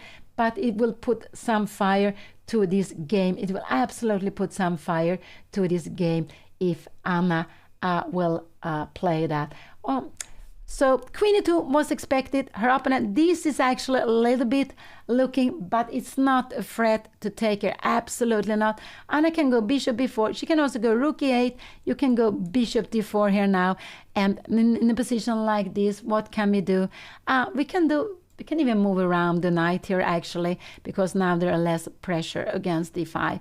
So we can do, but not going here. We need to, this queen, you see, it needs to defend d5, and normally it stands best on d8. And I don't know if there's some possibility to try to get some activity like this, but this is bad because we have knight g5 and we have some activities. So this is, I would say, rook e8 is a fine move. Oh, sorry, queen d2 was played. This is the last move played. I don't like b5 so much. No, I don't like b5. I really hope that Anna will not play b5. Here is her coffee. She gets some banana. I think that is very good. You need a lot of energy for these games that can be played during so many hours, 3, 4, 5 hours. There are very, very long games. And I would believe that if you're not playing chess, it's difficult to understand how the players can play the games in such a long time. But remember before, you go more than 100 years back when they didn't have clock, it could go on for so much longer. I guess they could be staying for days and when there, and they could take an hour or whatever for only one move. But now with the clock, we of course has to speed up. Queen e2 was played, and now Anna could play bishop b4. I don't like moving this pawn because I just feel that a6 will become weaker. But I understand that with moving this pawn, if white managed to get e4, this will not be this will not be hanging any longer. If you go like this, it could be that knight e2 is the plan to put the knight on d4. But then we might have this, and again, this is something we would be very happy to play with. Absolutely. Now our pawn is not our pawn is not weak any longer. It gets connected to the other pawns to the pawns on the king side. So b5 is absolutely fine also to play. b5, bishop b4, or maybe activate the rook, I think. And remember, this would absolutely not be good because we have knight take d5 and black would lose on the spot because we threaten to take here with e7. This would just be losing pawn. Nothing better than to come back, but then we will even have some tactics. No, so queen a5 is not possible because the queen is not defended on a5. It's a very bad square for the queen. So these are the moves. Yes, b5 could be one move. After b5, it could be that white will try to make this, but after this, we have knight e4. I guess queen c1 we have here, and you can go, maybe, can you go knight d4? And I'm just wondering, in position like this, now we should go bishop d7, because why should we go away? Because there are threats. Yes, I just want to show, if we go something like this, I guess can we play this? That this could be, maybe it's okay, but these pawns are getting weak also. Maybe it's possible to play, but these pawns are getting weak. So there are lots of different plans here for black. b5 is one, bishop b4 is another one. Rook 8 could be a possibility, just to put the rook to more active square. But I don't think Anna will go for rook a8. I think she will go b5 or bishop b4. These are the two moves I expect Anna to choose from.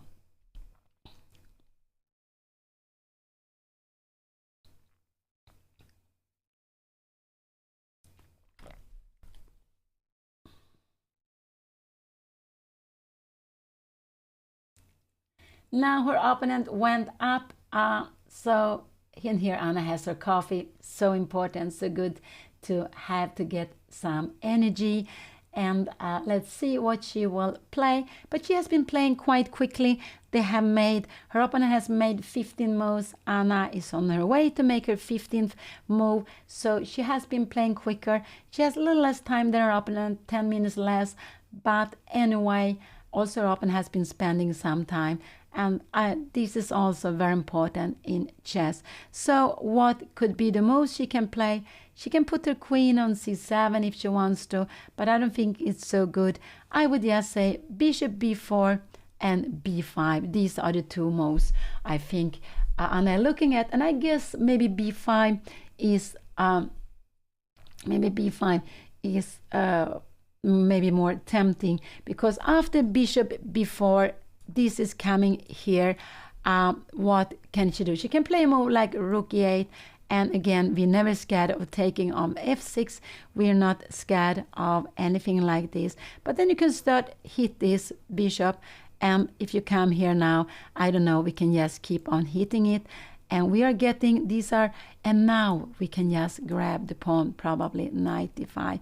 We will play with different color bishop, I have no, and this pawn, I guess queen d5 would, and this will also be falling. This is getting good for white. So this is, so let's see here now, what will Anna play? Queen d2 was the last move. It's a very exciting moment. Will it be b5? Will it be bishop b4? These are the moves I expect Anna to analyze and to decide between. So, but she has put this rook actively looking at c2. White didn't want to take a d5 because Anna would win the c2 pawn. No, you don't want this. You want to take it in better condition without giving away a pawn on c2.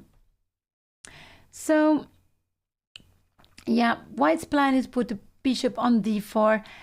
It could even also be knight e2, knight e4. But knight e2, we have knight e4. I'm not really sure of what will happen after a position like this. I don't think your opponent wants to allow the knight to come to e4. And I just wanted to show that this is not a plan, because you can take here and you can just take here and you defend. Also, you could have take that away, but you stay with the bishop pair. But knight e4 would just lose a pawn. Why Anna? She's not moving because she hasn't made up her mind which plan she's going to choose. And so this is why she's thinking. Also, maybe she was waiting for the coffee before she felt she could take the decision, and she wants to calculate a bit more before she decides what she will do. So Anna has played 5 games.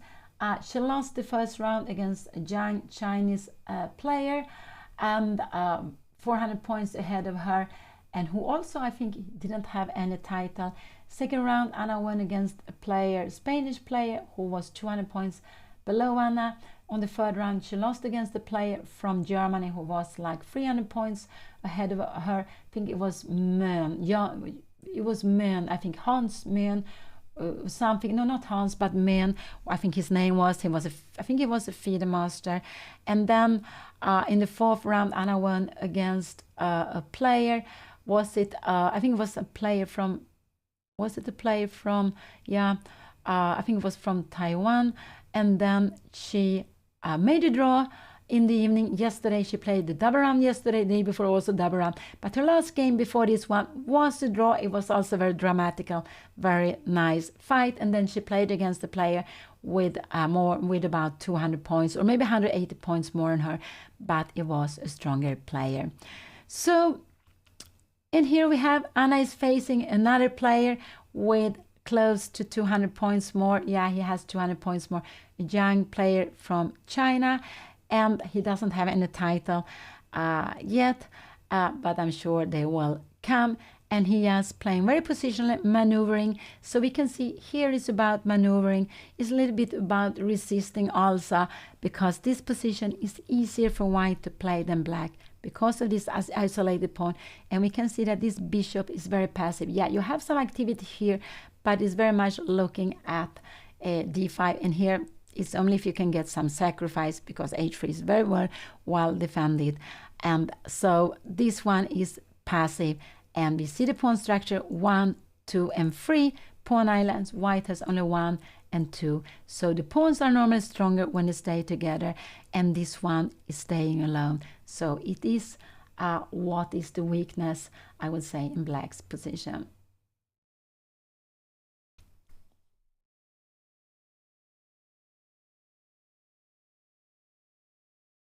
Anna is fully focused. Her opponent preferred to walk around, and the big playing area is a big playing area where you are allowed to walk around. You can go and see the other games.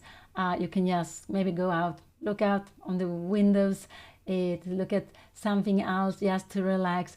You can also go to the bathroom And so because the classical game takes so long time, so you're absolutely allowed to move up. You are not forced to sit down all the time. That would not be possible.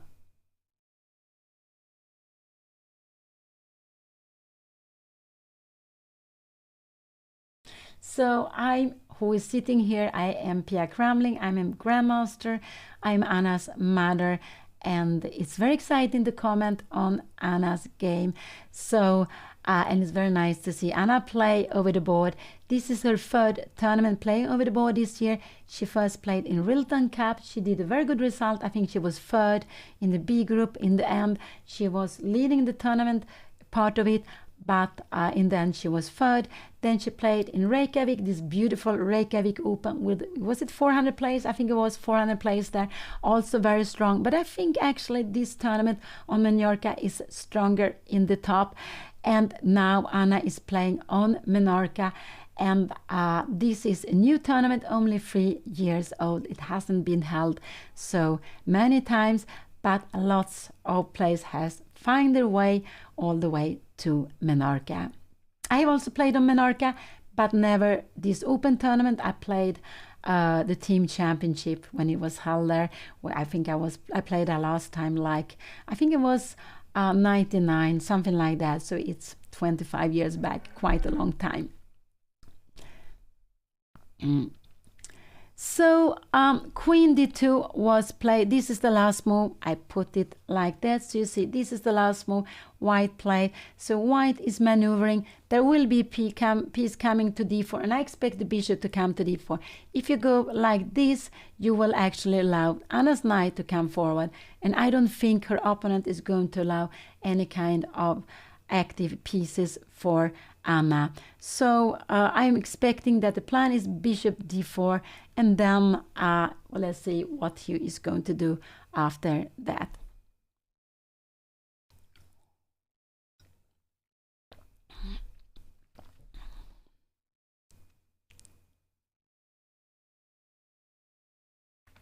Rilton is held once a year in Christmas time.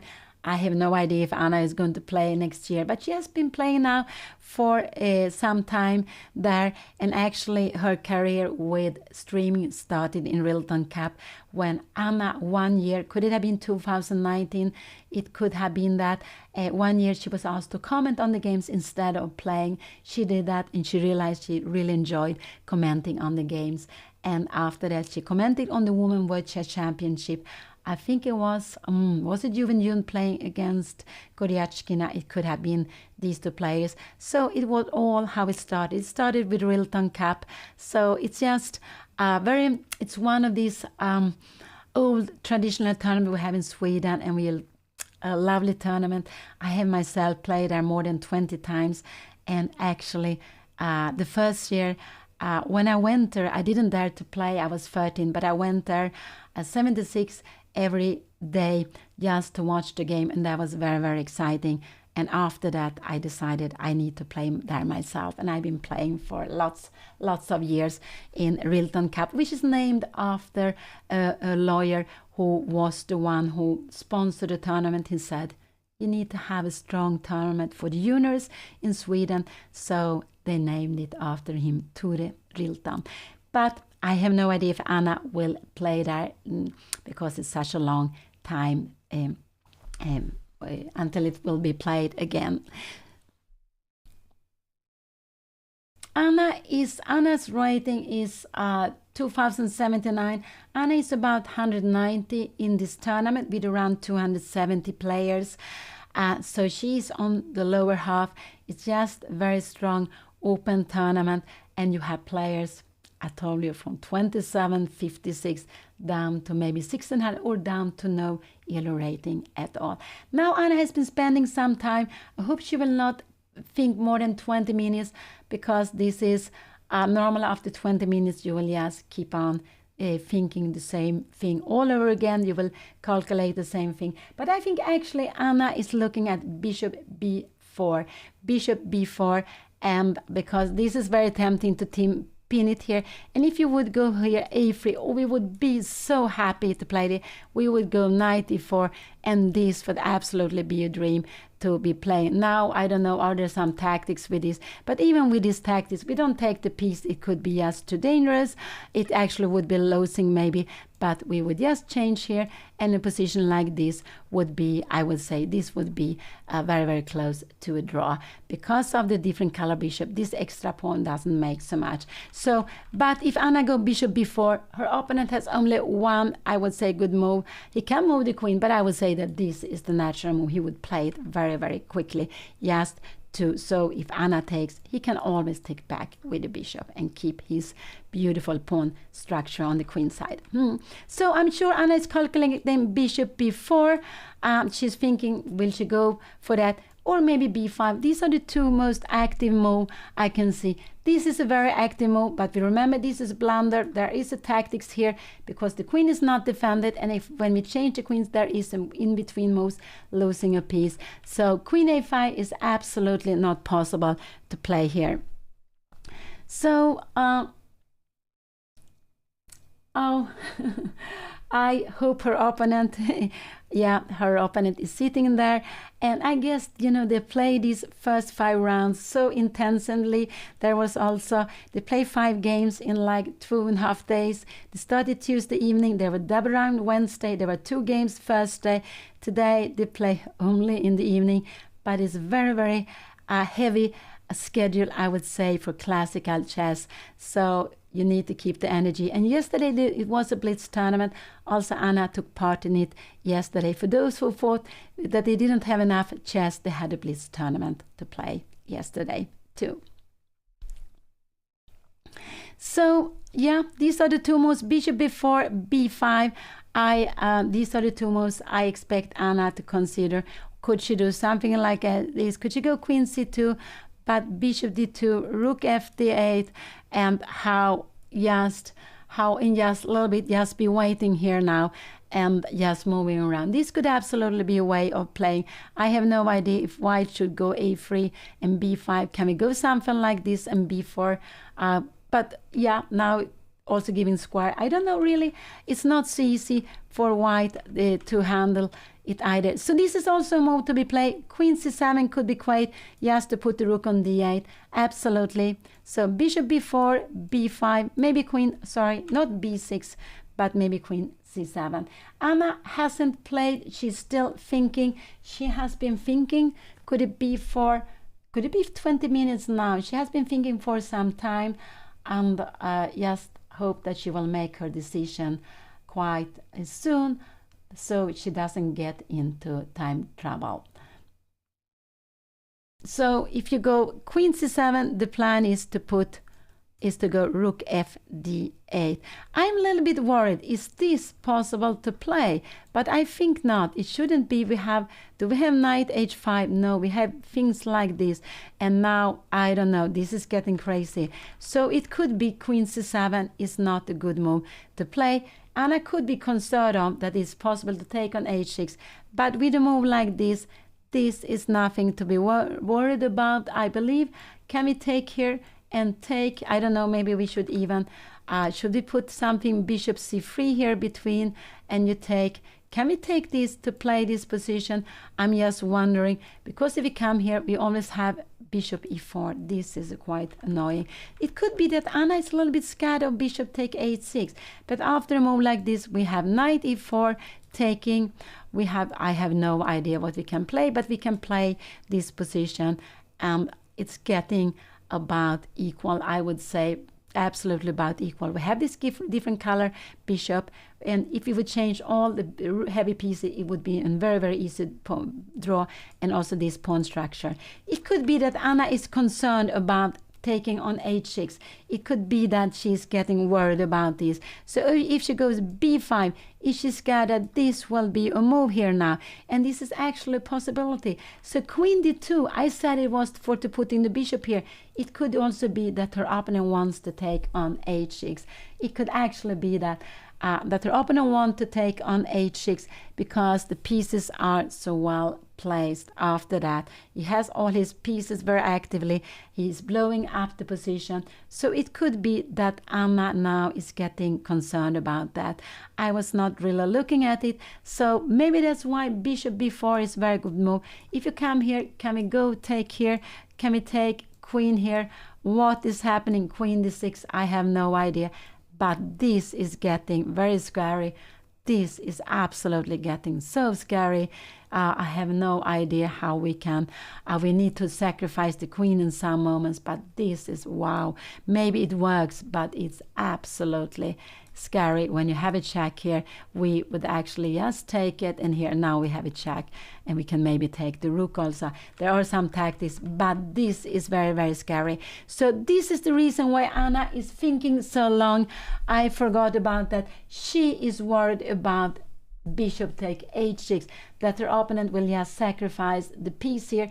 This is something I forgot about, and absolutely. So I think bishop b4 is the best way to play here.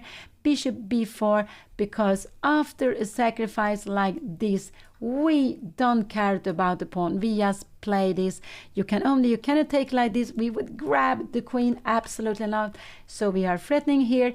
If you go something like this, we can start hitting the queen, and the queen will need to go, I don't know, queen e3 or somewhere, and now we can take, you take back, and now finally we take this, and this should absolutely be fine, because we are having rook bishop f8 very, very quickly. When you try something like this, we have bishop f8, and we will hide away. We have queen f6, and we will put this bishop in between. So I like bishop b4, absolutely. This is the move I like most here in this position. Queen d2 was the last move played, just to go knight e4, just to go knight e4. I don't know, queen d7. I'm not, has Anna played? No, she is still thinking. She is still thinking. Her opponent also came back there to, her opponent also came back to the board. So, yeah, but I think this is why Anna, she is concerned. This h6 move was good to give luft, but there are some threats. It could be some threats to taking it. Anna can't. If she goes, she can't move away the knight. I don't know if she could go rook 8, but it could be, can we take here now? No, now this is not good, because we have bishop f8 and we are defending. So rook 8 is actually a way of defending against the threat, against the plan taken of h6, because it's last a little bit in the air. So this is first time Anna play in MENORCA Open. It's the first time I think she plays on MENORCA. I have played on MENORCA, but it's like 25 years back. Not in an open tournament, but I played the Spanish team championship with, and then we played 10 teams and we played 9 rounds. So I played on MENORCA for a very, very long time back. And then I was playing in the Spanish team. So you have leagues, like you have the league in football, you had the European Club Cup in football and soccer, you have it also in chess and other sports. So there is a team championship in Spain, there is a team championship in France, Germany, Sweden, Norway, all countries, they have their team championships. And then there is the team world championships, but there is only, I guess, 10 teams playing, is not for everyone. And then we have the Olympiad, and the Olympiad, the chess Olympiad, we have our own Olympiad, is held every 2 years, and it's also team championships with a small team with 4 players in the team, and you have a reserve. So you have 5 players you can use all the time, but only 4 playing at the same time.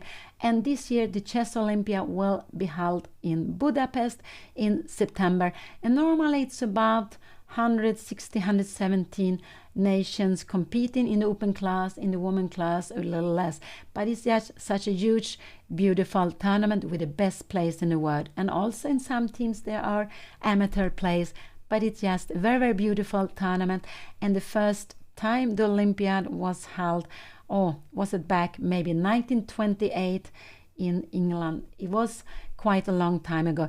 But the Chess Federation, the World Chess Federation FIDE, is actually celebrating 100 years this year. So chess, there are quite a lot of old chess traditions with federations, also with clubs. There are some chess clubs already from the 1800. So even in Sweden we have one club which is one of the oldest in the world.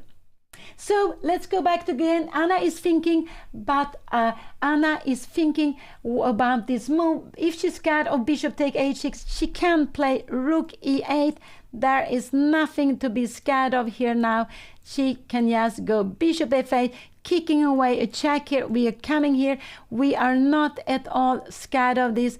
We will just take it, and if you take someone here, we would actually even win a piece, I just say. So rook e8 is a way of defending against this, but it depends on if Anna wants to play a more defending move against, avoiding any tactics against h6, or if she wants to play a more active move. And I would actually expect Anna more to go for bishop b4. I would absolutely expect her to go for bishop b4, which is a more active way of playing. And has Anna played here now? Has she played? Oh, it's so exciting to see. Rook e8, bishop b4, or b5. These are my free move. No, I don't like the king to be on h7. It might have a check, which could be good. So king h7, you can put it here, but no, I don't like to have it here. You can never go knight e4 because you would later take it with check. No, I don't like that. I don't like her to put the king there. So if she wants to defend against this, rook e8 is the defending move against this. But otherwise, bishop b4. She needs, I don't want her to go bishop f5 because I just feel you don't take on, you don't take on d5 because c2 is hanging. She could play this move, but I don't know. b7 will be coming. No, I don't like. I like the bishop to stay here. So defending against this, rook e8. If you want to play actively, bishop b4, b5, then this could be scary, absolutely. But I'm not sure her opponent will play this because white is having an advantage when Anna have this isolated pawn. Bishop c5 is a possibility to play, but maybe then it's absolutely possible to play. Then I guess we will see. But it would have been better earlier because now white have this plan to put a knight on d7. And if we had made it a move earlier, we would have time to queen c7. So the knight could not be moving. So I think bishop, if you want to go bishop c5, it would have been better to do it in this move instead of doing it in this move with queen d2. No, there's no way for Anna to attack. You can see the king is standing very safe here. There is bishop very close to the king. This is also very close to the king. Anna doesn't have any pieces close to her opponent's king. No, the things are, if anyone could attack the other king, it's white, because white has these threats. And if Anna would go king d2, and Anna wouldn't have a threat of taking on h3 because she doesn't have any other piece to attack with, not in this position. She needed to have bishop d6, queen d7, then it could be a threat to take on h3. No, Anna is not close to attack her opponent's king. The only one can beat is her opponent. He can be planning to go bishop h6 here in some moment.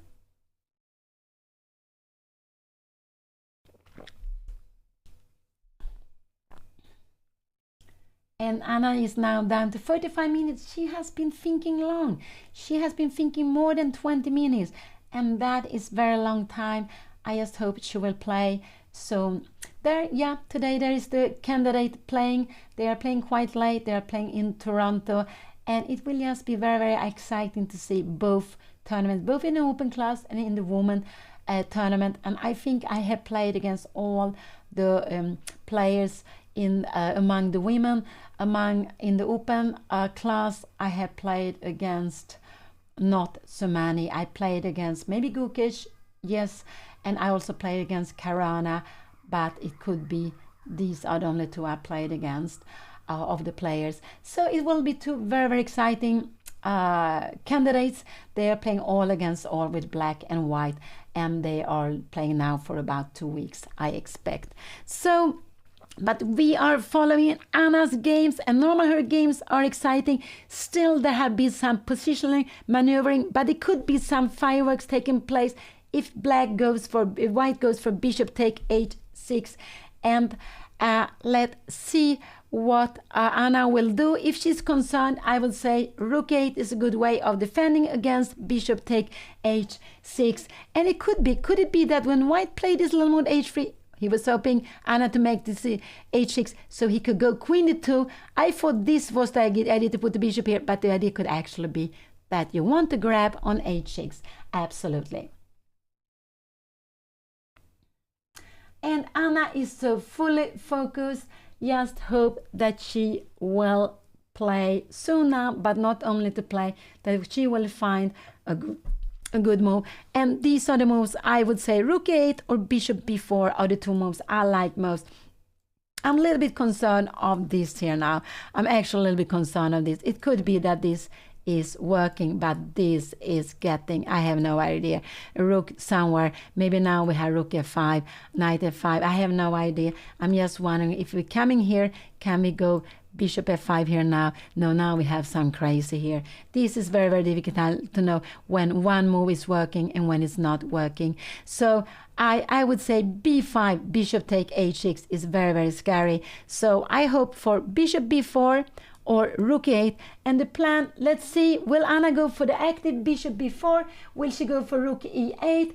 Or will she play something else? Will she play something else? But we shouldn't forget Anna is, we can see that she's on her way to move. She's on her way to move. But we shouldn't, she is actually, she's facing a young player. He's 2 years younger than Anna.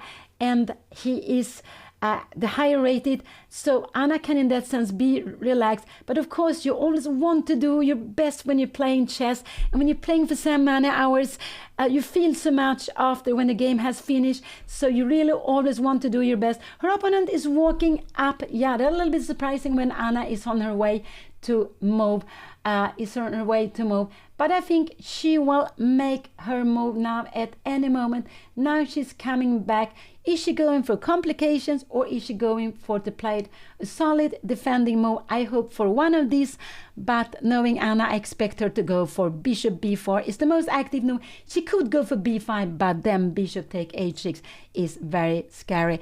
I don't like this move to put up the king here, because sometimes there could be check, and so I don't want the king to be here. No, I really don't want the king to be here on h7. But of course after this you cannot really take on h6. So if I want to defend against this, I prefer rook e8. And if you take, I will just show it very quickly. We have this bishop f8, and the queen is forced back, and now we have a piece more defending the king. This is absolutely winning for, this is good, and this is close to winning for black. So rook 8 is a defending move. Bishop b4 is an aggressive attacking move, I would say. Yes, Anna has been thinking 30 minutes, and that is quite a long time. That is quite a long time.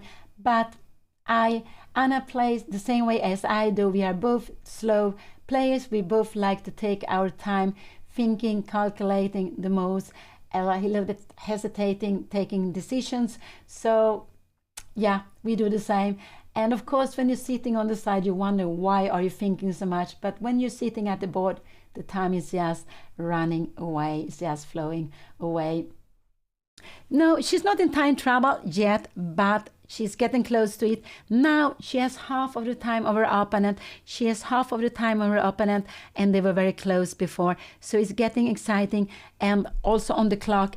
And here, remember, after 40 moves, there are no extra half an hour, which it makes it easier to play. I would say here the games are quicker, and so the time management becomes more important. Yeah, black is a bit worse here. Black is worse in this position.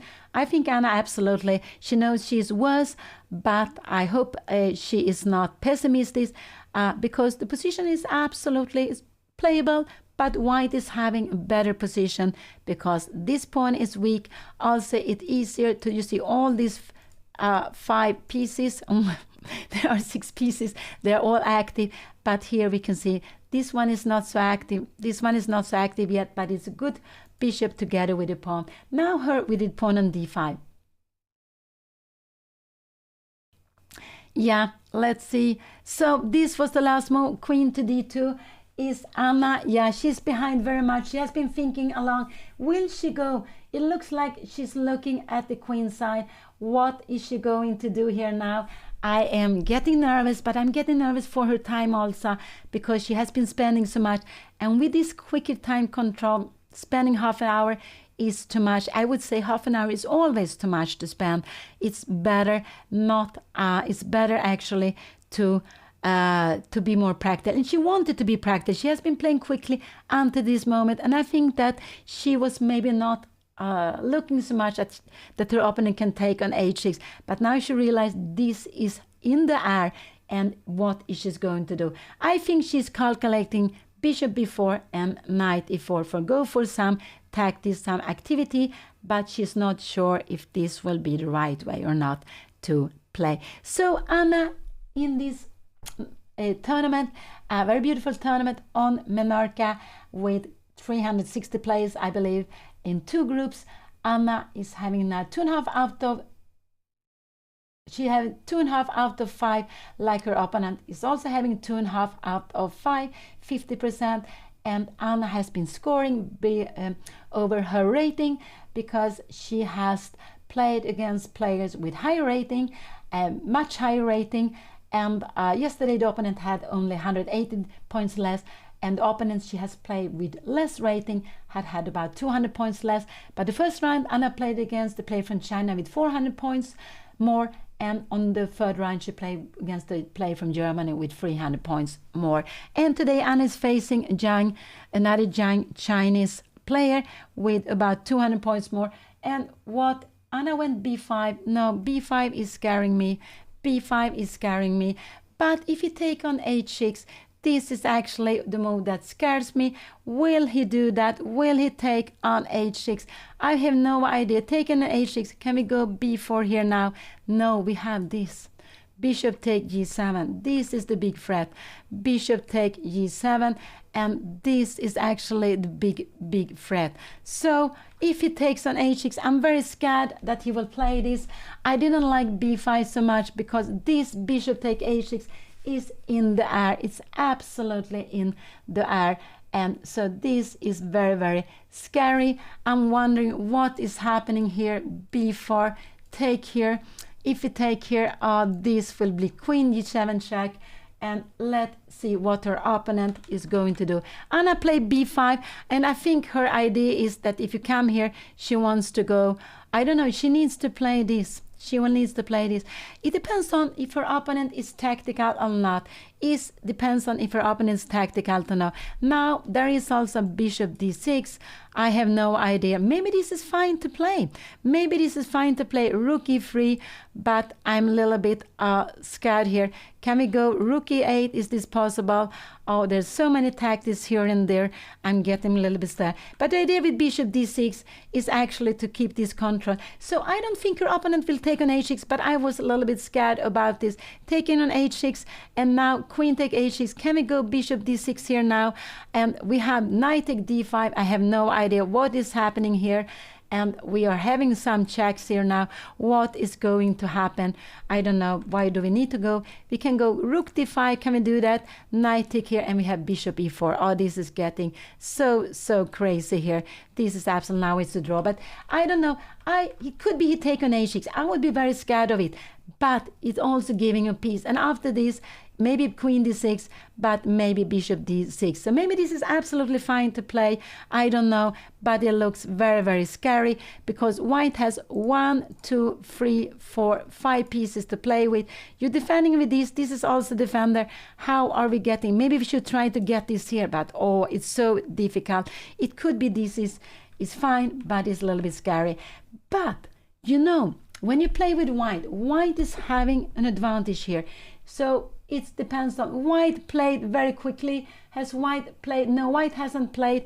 Now he wrote down something. Has white played? Yes, it has been played. White played a3. And now Anna played queen c7.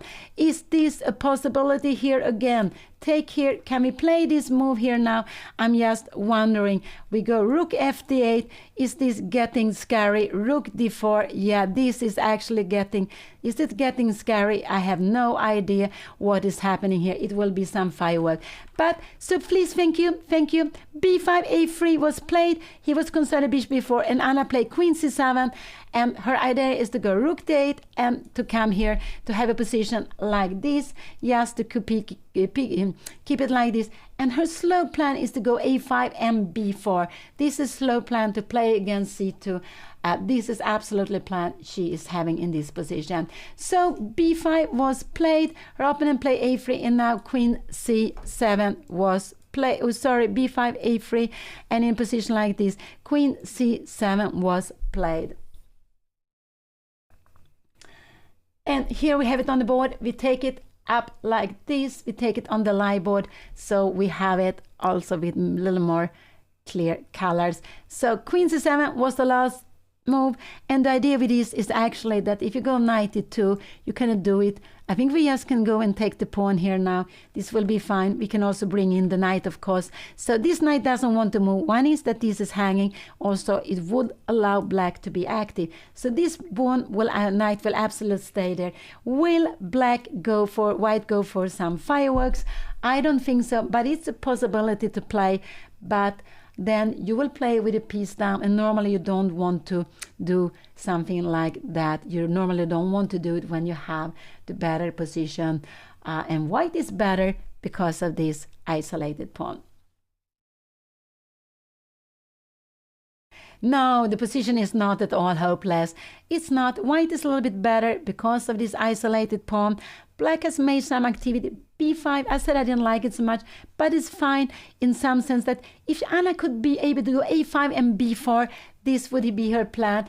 But after a move like this, I don't think we have a5 because we have knight take b5 here, and now we just could grab the other pawn. So it's not possible. So in a move like this, could we go some queen c6? I don't know. This looks a little bit scary to have here. No, we need to bring in the rook into activity. Maybe you can go rook e2 here now. But now we have knight e4. So if her opponent go bishop d4, it would be very logical to put this here, and maybe her opponent will go maybe queen e3, just to have some threats here against this, and now to go bishop b6. Maybe we can go rook b8, maybe we can even go bishop c5, and just to play this position. There are lots of things happening here now, but queen c7 was the last move.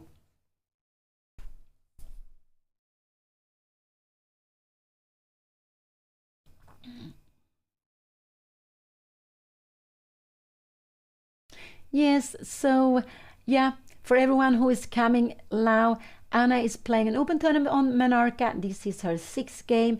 It's played with classical chess over the board, and they are playing 9 games in 6 days. So they are playing today, Friday. Tomorrow there will be 2 rounds, rounds 7 and 8, and the tournament will finish Sunday morning. So what will her opponent play? Will he take on... Yeah, this is not a good plan. So this is not a good plan. I wonder, and also the problem is you can't go rook b8 to plan this because we have bishop here, and if you come here we would just grab, and you can see we cannot play with this damaged king side. So this is not possible. What could this be a move to be played? I don't know, but it looks not so nice to be here on the pin. No, this is not good because we have knight take d5, and here even if a different color bishop, we would be happy here with c3, and yeah, we would try to fight this, but white is having a healthy pawn more. If we could change all the heavy pieces, it could be a draw. If we white feel it could, yeah, it should be a draw. But with the heavy pieces left, it's a pawn up, and black will have to fight. So the queen is not good here. There is no real way of getting in this move. This is the last move, queen c7 play. It's not really any good way for black to go a5 and b4, but it would be a way of getting pressure, because black, if black could dream, black wants this knight to move away. And why want black the knight to move away? Because it would be less pressure in d5. It will also open up to c2. c2 will become weak, and more, maybe more than anything, then black would bring in the knight to e4. This would be coming here. So this is a little bit what you would like to do. But it's almost impossible to exchange this a5 and b4. And this is why your opponent play a3. No, sorry, this is position. Sorry, this is the position. This is the last move. It depends on the style. Some people like to sacrifice. I would say tactical players would absolutely look at bishop take h6. Is her opponent more tactical or solid? I'm not sure. This has until now been a very solid game. So it could be. I'm absolutely sure he's considering.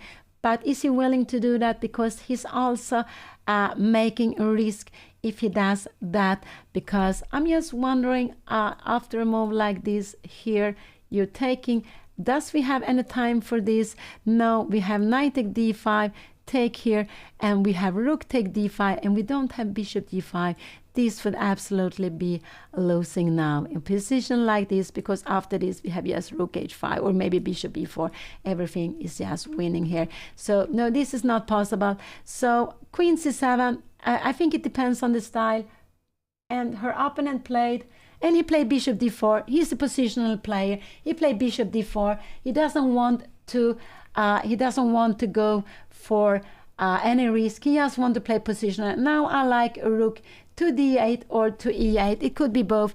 If she goes to d8, I think we will have this, but then maybe Anna can come here. Could she do that? No, now we have this, and we will take. And in this position, the two rooks will be better.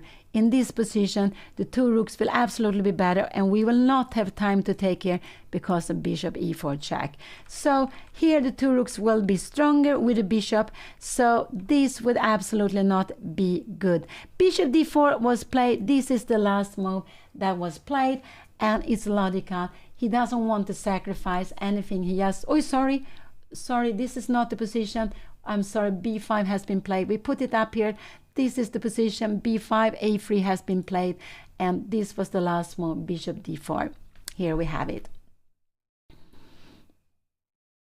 So rook f8 is what I expect Anna to play, but oh no, not this. Sorry, I expect Anna to go rook f8, but then I think we will see queen e3 and Anna. Now it could be that bishop c5 is a good move to play, and if you take here, even if you have this, you will try to defend. And here we try to get this b4 in. Maybe you come here. Maybe we can go. We don't get b4 in. Maybe we will put some pressure here. You can come here. But wherever you take here, we will bring the king. Maybe we will even go, can we go g5? I don't know. But we want to put the pawn on a black square. Maybe bringing in the king to e7 or bring it to f8. But to play the endgame is better for white, absolutely. But you can be playing. So this could be a possibility. The last move that was played was bishop d4. This was the last move. And Anna has played, she put the rook to d8. She played rook f d8. I think that was a very logical move. That was absolutely very logical move. And there are lots of different players. I would say that normally with age you become more positional. It could be also that with age you are getting more scared of losing. And when you play tactical, it's more firework. But in a tactical position, if it goes wrong, it can all be over. When you play positional, small moves, maneuvering, if you make a mistake, it doesn't have to be so. So bad. So I would say that with age, most players are becoming more positional. But when you're young, you're all, and normal young players, it's very good to be tactical when you are a young player, because you are learning to calculate, you are learning these different tactics, the different pattern for chess tactics, because there are patterns, and when you see one pattern once, hopefully you will find it in your own game, the same patterns. So this is something which is very good to train. So as a young player, it's good to be tactical, not to be scared, just play very actively. And because with age, this will come for lots of players, that you become more positional.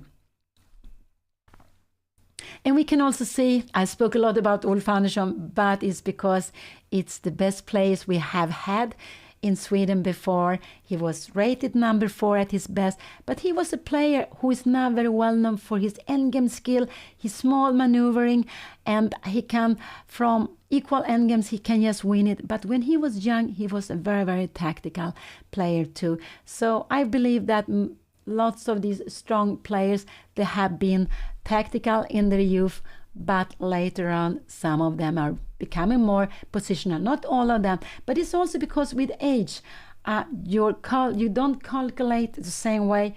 You're not as quick as when you're young. So this is also a reason why you prefer to play a little more positionally, because in tactical position you need to know sometimes you need to be able to make exact calculation. So let's see, Queen Rook D8 was the last move played. This is very logical. Now let's see if her opponent we played a no move. B3 is a bad no move. If you make something like this, could this be a move coming? No, it's not coming. There is no problem here.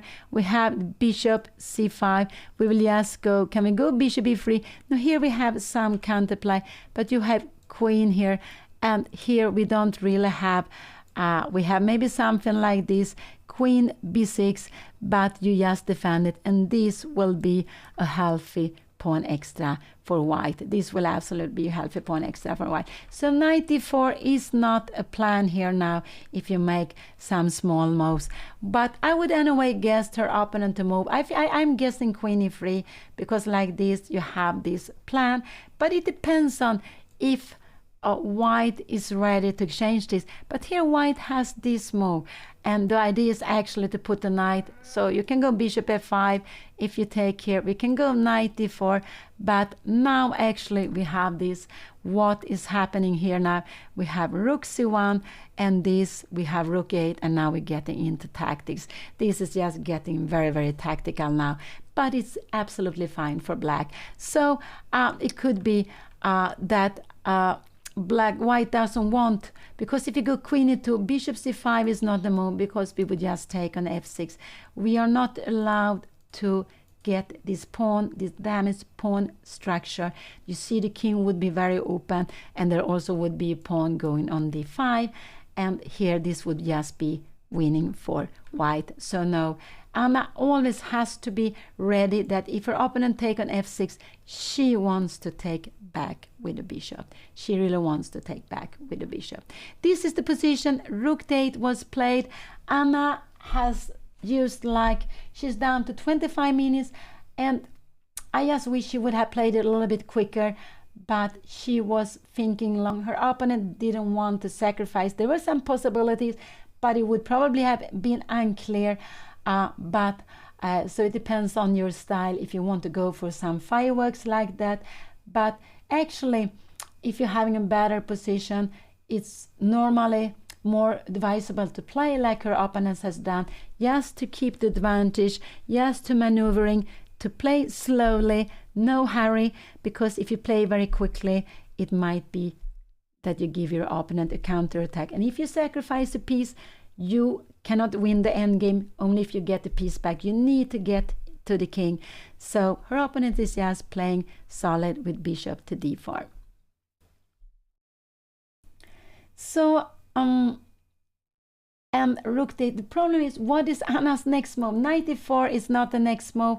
I don't really know what is the next move. Could it be rook d7 maybe, just to double the rooks? So if queen e3 comes, she can go bishop c5. I think bishop c5 is the best, but it's not so easy to exchange this black squared bishop, because you're taking away the you don't have so much control, but you have less. You don't have any black square to challenge the black square bishop, to challenge the black square, and but it's probably the best to do, and just to get less pieces on the board. And I said that when you play with less pieces on the board, it helps the one who's playing against the isolated pawn. But maybe that is the only way for black to try to get some activity here.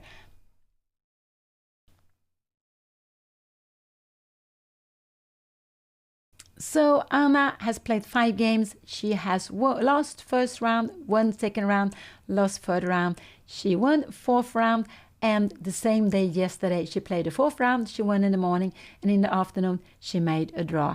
Let's see her opponent is thinking, because it's also he doesn't really know how to play. Maybe bishop e5 could be an idea to play here. Yes, to get his queen a little bit closer here to the king side.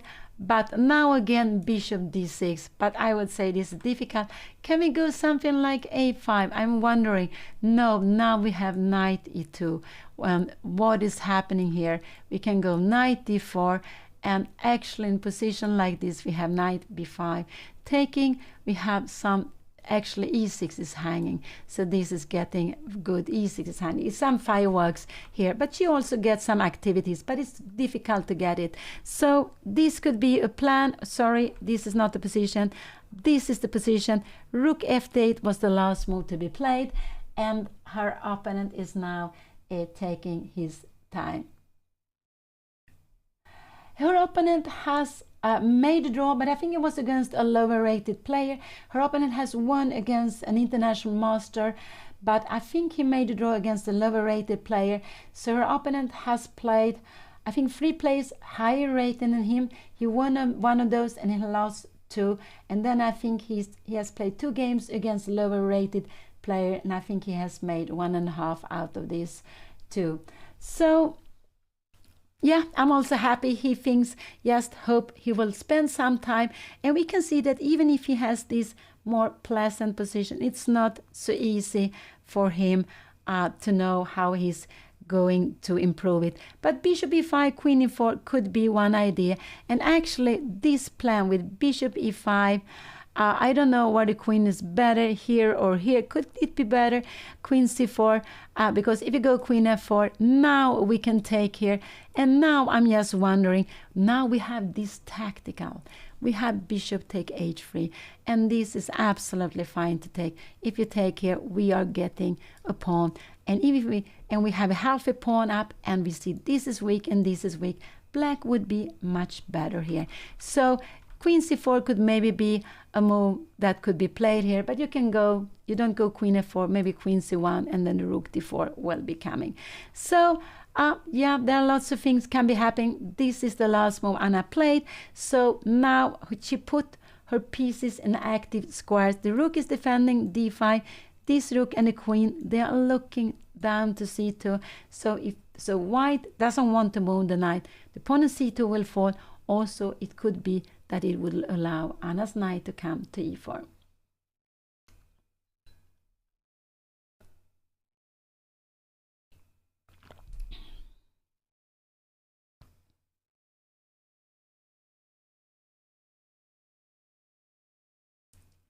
They are both thinking Anna is focused because she doesn't have so much time. She has only like 26 minutes for the rest of the game. That is not at all so much.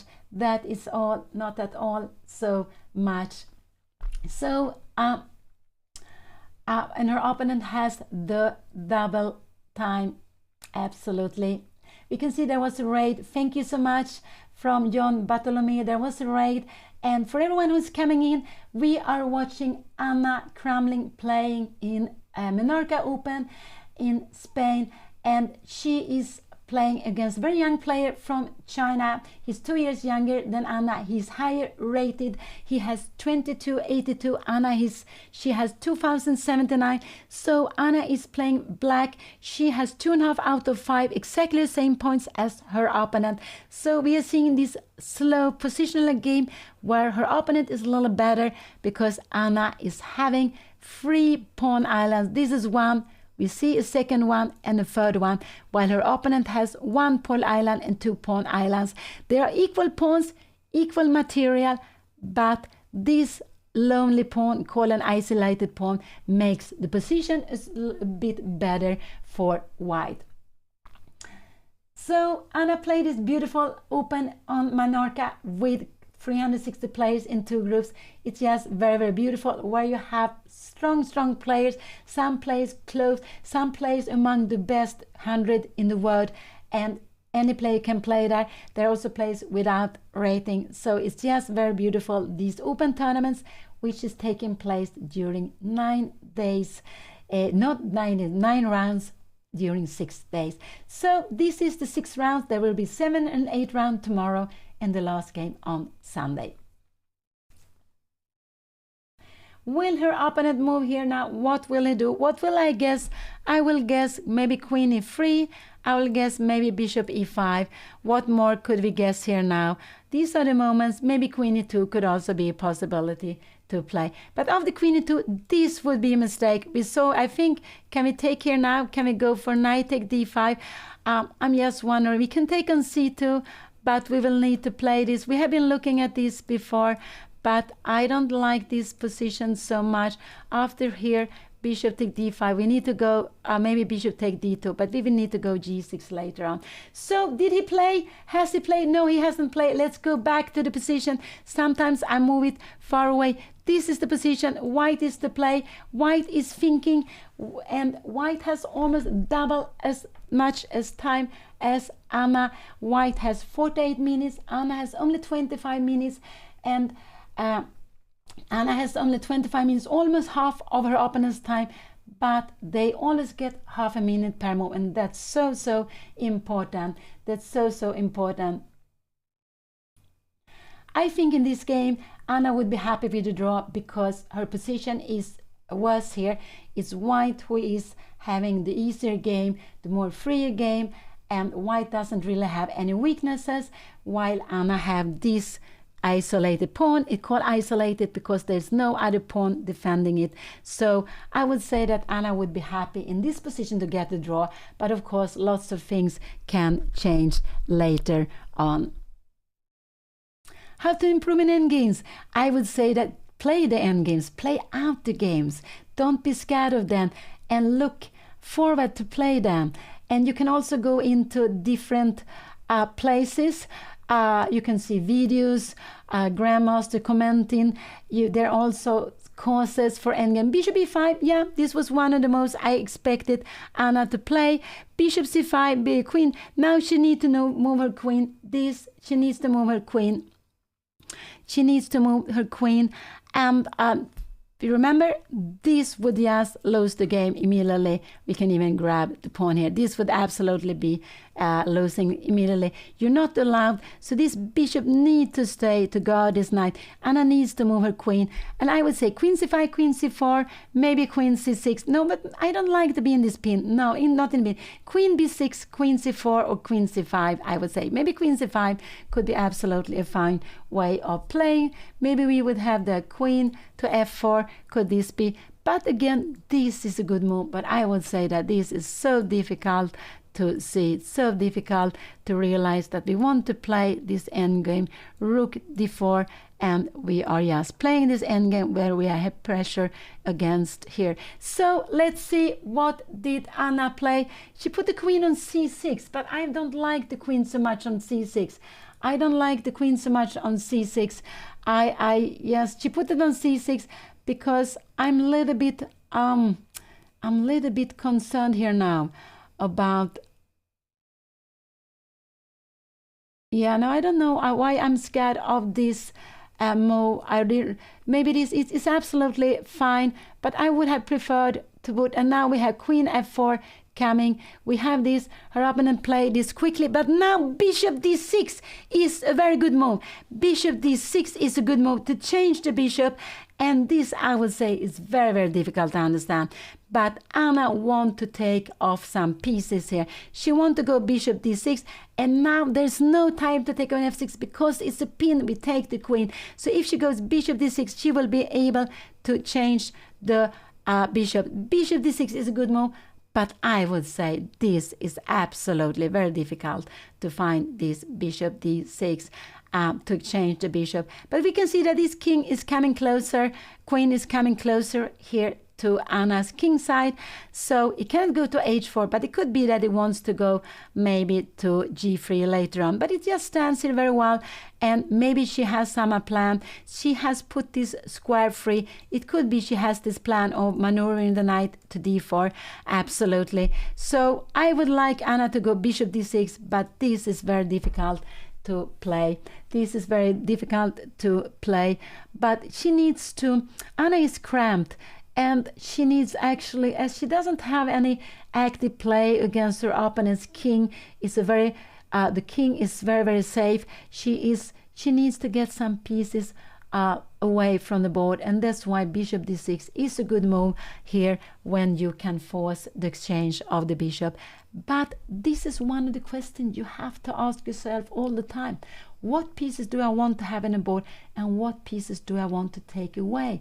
And this is not easy at all to know that. I would say that also some position, also the grandmasters doesn't know it, but this is something you always have to think of. You also have to think of then when you play the middle game, can I, when I'm playing the middle game, always when you play the middle game, always look to see, can I transform the middle game to a good end game? Always look for a nice end game to go into. So, and this is what lots of grandmasters do, and because they also have very good technique in the end game. So bishop d6 is a very good move to play here, but I would say that this is not easy to play. But the idea is actually that Anna's position is too cramped. She needs to get some pieces off. After this here, she needs to go queen here now. I don't know. And this position is a little bit worse, but it's not so bad. She has counterplay here. You will play something like this g4. I wonder, can we go g5? No, this could be dangerous because maybe we have something like this here. Can we go rook e5? I'm just wondering here, and rook e5. Now we have maybe have some counterplay, but the pawn could be a little bit weak here. I'm getting a little bit scared here, but in general we want the pawns to be on black. But bishop d6 is the good move, and of course if her opponent would have understood that, he would not have allowed Anna to play bishop d6. But I would say that this is something very difficult to understand, that the best for black in this position is to exchange the black square bishop. What is Anna playing now? I would guess her to go something like rook d7 or something. But she played. Did she go? She played bishop d6. Oh, that was such a beautiful move. She played this. Oh, I'm so happy to see that, because I tell you, this is not at all easy to play. Not at all easy to play. And I would say, if you're getting into an endgame, both of them are quite young. And the endgames you are learning by playing, and it will just be something very nice for both of them to play. Also for Anna, you get experience for it, but she's playing a player who is a little bit younger, so it could be that her opponent hasn't played so much endgame, but we can see he's a positional player, so I'm sure he wouldn't mind to play the endgame, but this is something you learn with her. Bishop d6 was the best move at the board. I'm so happy Anna played this beautiful move. I'm really happy she did it, and because now she will take away a piece here. She will take away a piece from the board, and she's cramped. She wants there to be less pieces on the board. Yes, an isolated pawn can be a problem in the endgames, absolutely. But it depends on what kind of endgames you have. In the endgames, you need activity. So if you can defend your isolated pawn, but you have activity somewhere else, it can absolutely be fine also to play. So it depends on so much. But if we change all the pieces, and white will have this knight left, and black will play with this bishop, and you will get up with the king here, this could be very unpleasant for black to play, because this bishop plays better with a pawn on black. What did he play now? He played rook up somewhere. He played rook to d4. This is the move he play here now. But now I'm wondering, he wants to control d4. This is why he played this. But I'm just wondering if you take here now. If you take with a rook, this queen c7 is a good move. Now we're planning to go knight d7. We're planning, and if you go somewhere here, we will actually take and we will push the pawn. I think we'll push the pawn. Maybe I'm wrong. Maybe this is not the strongest. Maybe even rook c4 is the stronger move. And when you take, oh, we have such a lovely position. It's equal, but it's absolutely fine to play. So let's go back. He played rook d4. This is the position. Now it's just good to take on e5. And if her opponent take with the queen, he can do that. I expect him to do that. Anna can go queen d6. Can she go queen c7? I'm wondering. This could absolutely, could it be that now this is a way of playing against the pawn? The idea to go h4 and just try to push away the knight. Play here and try to get in f4 and to play with your extra pawn on this side. This could be a little bit dangerous for her. So queen rook d4 was a fine move to play. This is the last move. It was absolutely fine move to play. And the idea is he doesn't feel he has time to put the knight there. He doesn't want Anna to be able to push this pawn on d5 further. So I would say now take here, knight d7, I don't know, and where the queen is coming. Are we going to jump here? Are we going the knight to b6? But this is always better for white. Here actually black would love to get the knight to c6 somehow. So I don't know, maybe this... and if you play here, if you come back, how is this position? Now it could be that we can start this g4. And the plan with g4 is actually to play against this knight, which is defending here. And black doesn't have a5, b4. We don't have this plan with a5, b4. So I'm just wondering here, in a position like this, knight f6, can we go rook b8? No, then can we go rook here now? Could this be possible? I'm just wondering here and here. And if you take here, you can't take on d5. It will be a pin. I will just show you. Now we will take like this, and we will have the rook to d8, and we will absolutely be better here. It's a pin. But let's see, go back. So the rook d4, this is the position. Has Anna played yet? No, she's down to 20 minutes. She is down to 20 minutes. We put it up here like this. Bishop, rook d4 was the last move played. Rook d4 was absolutely last move played. And it's quite logical. He wants to keep control of the black square. He really wants to stop Anna from getting... this pawn push. It's not possible now. We could see there is a pin here. Oh, sorry. This is not how the bishop are moving. There is a pin here. Oh, no, not like this. It's a pin going like this. But so rook d4. This was the last move played. But so we have it like this. Now, yeah. So it's logical. She take on e5. She take on e5 here. And could it be knight d7 after? Now this queen c7 is a good move actually. So taking back with the rook is not a good, because we go queen c7. And after rook here, I'm just wondering what we can do. We can even do something like rook e8. And I don't know, can white go here further? No, we start having some tactics like bishop take h3, and we will win. And I just want to see, you see they're fresh against the queen, so there's no time to take back the bishop. But this is, so if Anna takes on e5, her opponent has to take back with the queen. Will he do that? Will he take... He took with the rook. He took with the rook. And this is not the best move. Now Anna has queen c7. This is such a good move. And the plan is you cannot take here. You would lose a piece here. Because after this, taking... we can take rook, take d5.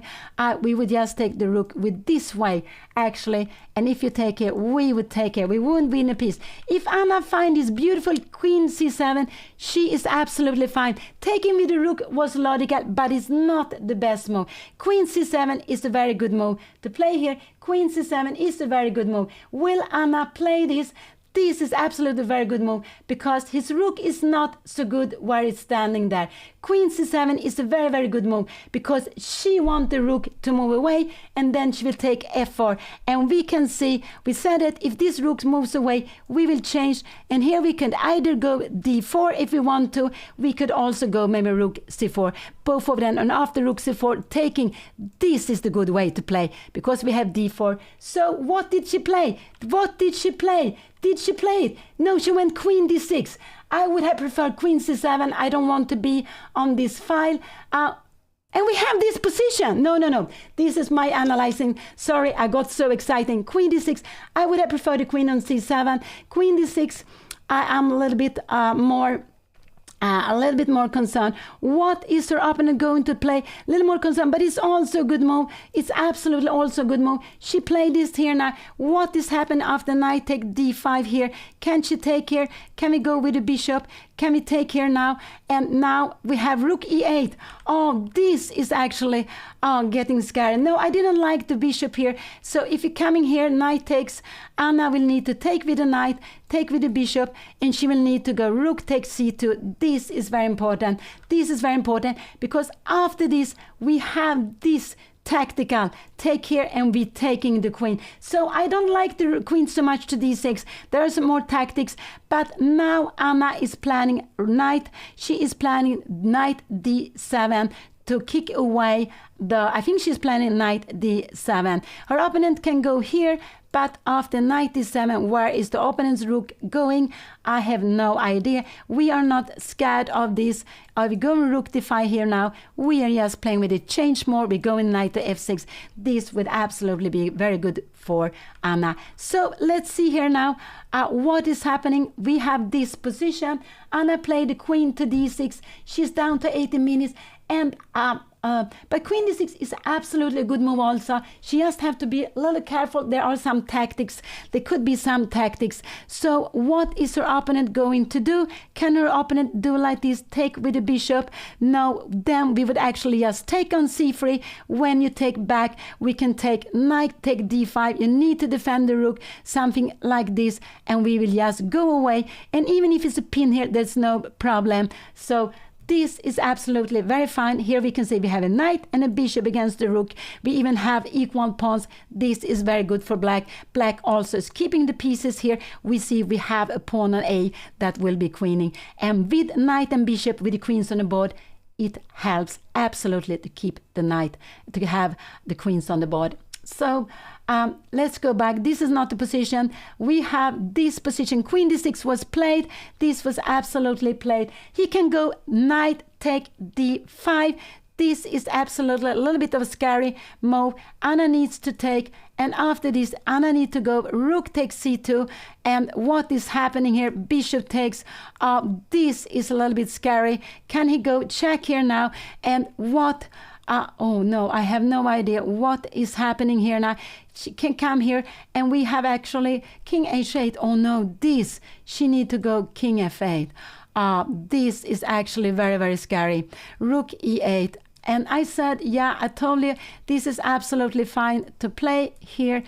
Can we take yes, we can take it. There are some checks, but we just have to be very, very careful with the king.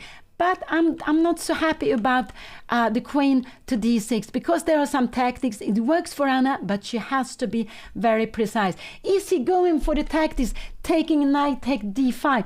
Is he daring to play this? But after knight take d5, Anna has this beautiful move. But this is actually very, I have no idea what is happening here.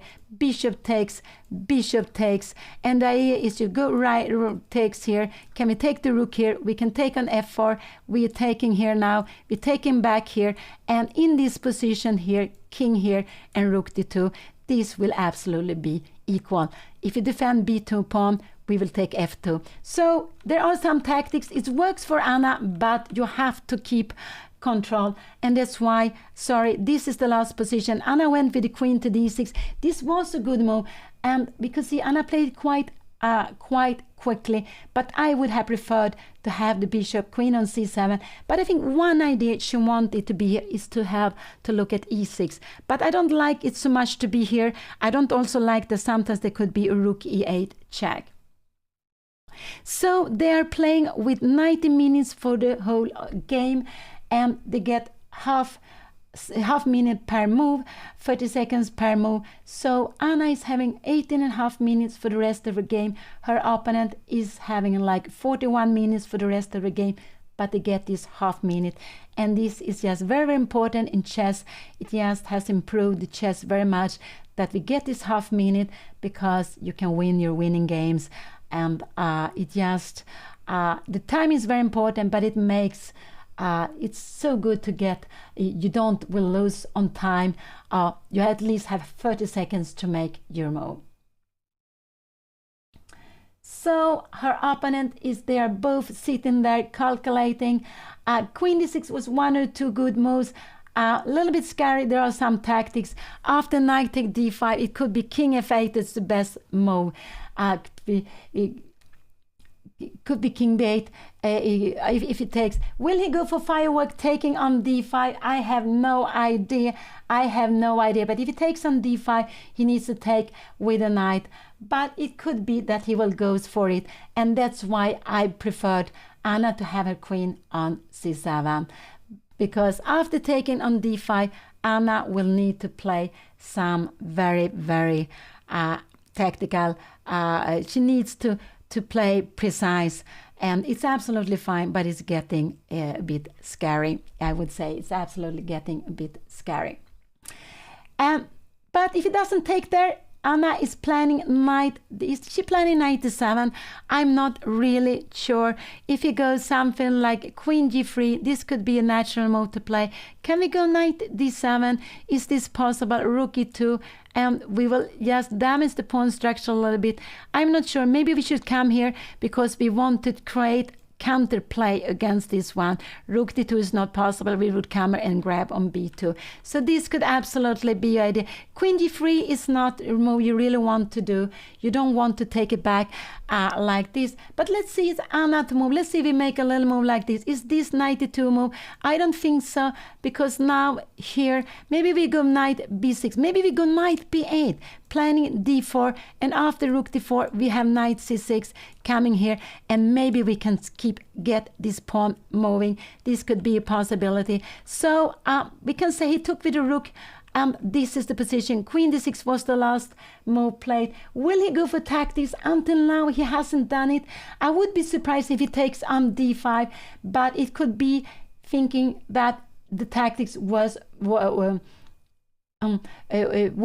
for him. No, g5 is never possible to be played, because white will take the queen. Knight here, let's see, I just show you here, g5, queen take f6, and the rook is still defended. So this pawn needs to stay on g7 to defend the knight. And remember, we should always be careful moving pawns in forward, moving pawns where we have our king. Sometimes we can do that just to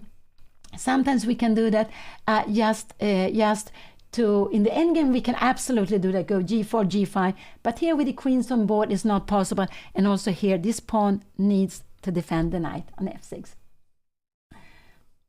So her opponent is thinking he is down to 38 minutes. Anna, he has double as much as time as Anna, and but Anna finds this beautiful. Bishop to d6, she changed the bishop. Her opponent took back with the wrong piece. He really wanted to play with activity. And I think if he takes on d5, here, goes here now, then Anna needs to go this move. But bishop e6 is so scary. After this move, we have here, Anna needs to go king f8, This is absolutely fine, but it's so scary to play this position. I don't know, can we come here? No, we have queen d7 check and queen f5. It's not possible. We need to give the check here. And after here, we will need to go here just to avoid this check. And if you're coming here, we are just going back and forth. You come here and we will play this position. It could be white is better here. I don't know what will happen here. We will come here, queen f4, but this will absolutely be equal. We'll be fine. But in this position, white could be a little bit better. But let's see, this is far away. So knight take d5 would put some fireworks on the board. Absolutely, it would do that. But her opponent has played very positionally. I would not expect him to go for knight take d5, but it could be that he is calculating. What worries him is actually that Anna could be planning knight d7 and changing queens. And let's see if he goes some g3 move. Now h3 is falling. I don't really know where to move. If he comes here, you know, he's not blocking the pawn. We can go d4. This is actually even a stronger move, because after here we can come here and we have some idea. Rook b8. This could be absolute. After this we will go d4 and it's about equal maybe. We will start pushing it, put the pawn to d2, but black will absolutely not be worse here. But d4 he's not. But this is also here. Anna could also be able to move the pawn, and we see this is falling. There are some counterplay with the knight here, but it's getting just black is getting what black wants to. So this he took back with the wrong piece. Queen d6 was played. Maybe queen c7 was bad, but queen d6 was also a good move. Absolutely. And Anna didn't want to spend too much time. She is trying to do what she has said she's going to do. Lots of time that she so can we see queen e3? We go knight d7. This rook has to come. We have rook e4. And if we go now knight b6, where is the poor rook going? We can go bishop e2 here, but what is happening now here? Where is this rook going? This is nothing to be scared of, because after a check here, but it could be that you're a little bit scared of this. The queen here, we will have maybe queen d6. We want to change queens, and this is absolutely fine. Queen d6, the plan is if white was to move to go bishop d3, then white would be winning, but it's black to move, and it's absolutely safe. So we're not scared of black losing an exchange, absolutely not. This is the position. Queen d6 was played, and that was one of good moves. But if he takes on d5, there are some tactics that you have to be very, very careful with.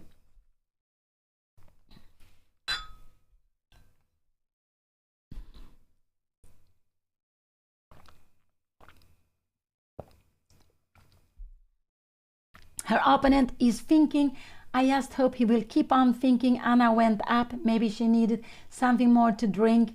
It seems like she has some water, but you need to get energy. And I just hope that he will keep on thinking for a while, because Anna doesn't have so much time. Her opponent has almost double as much time, but it's not that much. They have played 21 moves. They have played 21 moves, and they will not get any extra time after 40 moves. So it's not so much time for the rest of the game, because you can see for 21 moves they have used 1 hour. Anna has used like 1 hour and 10 minutes. Here she's back, maybe with some water, something to drink to get energy. So you have to then all of a sudden start playing quicker, and what you're hoping is that you get to position which is easier to play, because you need to start to play quicker at some moment. Will he dare to take the pawn on d5? I don't expect this, because he has played very positionally, but it could be that he feels that this is the only thing that he can do in this position. And after taking, this would be a huge mistake. We would just take on c3. If you take here, we would just take on d4, and with the knight here there is no danger at all. This would just be winning for black, but he can play, and this is also logical, to take with a knight, and this is a move that scares me. Anna can play two ways. She can actually also go king f8 and c3, and to play a position like this, bishop takes and now take, and this would actually be here. Maybe you can take this way, rook takes here, and we will have this position. And I'm just wondering who is better here. It's an extra pawn. These are 10 together. Knight, the queen and pawn is about 10 also. So this is an unbalanced position. It could be yeah, I think it's about equal, but it's an unbalanced position, so it's not so easy to play these positions. But let's see what will happening here. Queen d6 was played. He's thinking lots of time. This is actually the only move that worries me, and it's still fine for Anna, but it could be so many tactics. After this, what scares me very much is bishop takes here, because if you take here now, this would absolutely win the game for her opponent, and this is why I didn't like Anna's queen to be defended by the d rook. I wanted it to be defended by the c rook instead. So has he played now? He is thinking, and what will he do here? Queen d6 was the last move. Anna has played two good moves here now. She has played very nicely. Bishop d6, taking on e5, and now put the queen on this diagonal. This is absolutely very fine. And yes, I am Pia Cramling, and I'm Anna's mother, so I'm here commenting. I'm in Stockholm commenting on the games Anna is playing on in this open tournament in Menorca with close to 400 players, about 360 players. Anna and her opponent, they both have 2.5 out of 5. They play in the 6th round. There are going to be 9 rounds in the tournament. And when you play a chess tournament like this, it's not a cap system. Even if you lose, draw, or win, you are keeping on playing. You will play 9 games against 9 different opponents. You will normally play against players with the same score as you. Sometimes, of course, if there's one player alone with, I don't know, 5.5 out of 6, and then another player with 5 will go up and play against that player. But otherwise, you're playing with the players with the same score, and then you're also normally changing color. So Anna started the tournament with white. She has been white when she played round number 1, 3 and 5, and she has been black when she played round number 2, 4 and 6. And also her opponent has changed color, but he was actually white yesterday, but he had 2 blacks before. So they both are having 3 whites and 3 blacks in 6 games. Let's see what he will do. Very, very focused, looking at center. And I think he's looking at this d5 pawn, but he's also looking at the plan Anna has. Anna to move would go knight d7 and maybe knight b8. This is her plan in this position. This is absolutely her plan in this position. That if she's to move, she will absolutely go knight d7. She's threatening to go knight d7. And after this, knight d7 doesn't work because we have knight f6 here. And we could also even bring back this into play with an extra pawn. So, but we have knight f6, and we would actually just win material, and this would be winning for black, because for white, sorry, because his queen is so much stronger than the rook and the knight. So let's go back. Knight d5 is the only move that scares me. So anything else is not scaring me so much, but because it gets into tactics. But it could also be that white is scared to go into these tactics. We can see that white is so focused. But if white is worried about knight d7, knight b8, white needs to go for take on d5. And if white plays the best, white will not be worse. It would maybe be equal, but Anna will have to find some good ways of playing this. So yeah, it's very, very exciting to see what is going to happen. It can be some fireworks. It can be still some maneuvering. But Anna's plan, if Anna to move, she wants to go knight d7, kick away the rook, change the queen, and then after even going to b8. And why? Because from b8, so she's planning knight b8 here, and then to go knight c6 to control this black square. This black square she can never control with a white square bishop, but she can control with a knight. So this is her plan in this position. Her plan is knight d7.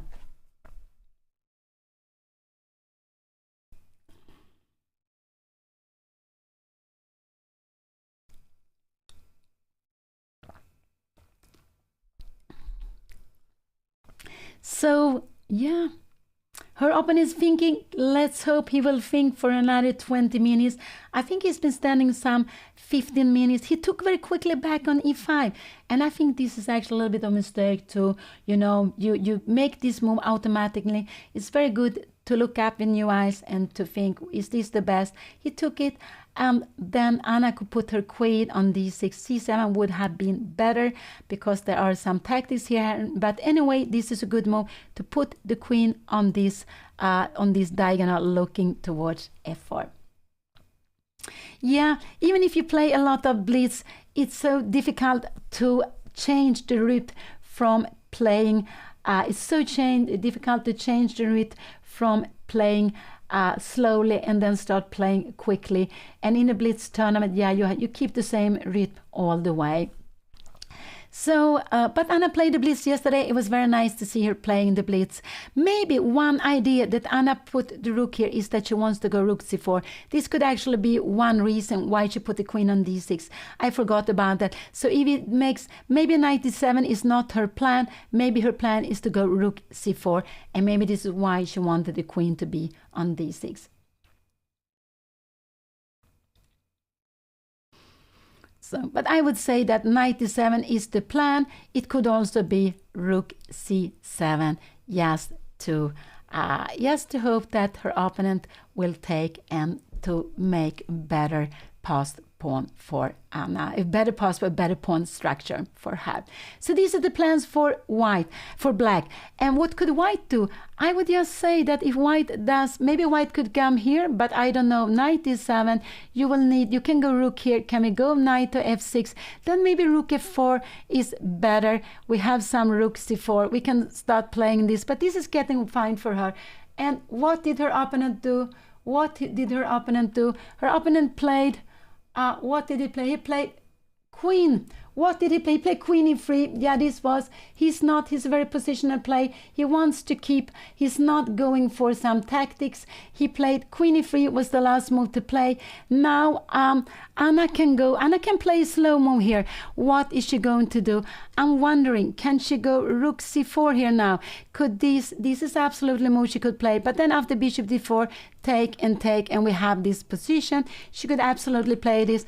And if she goes knight d7, her opponent will go here.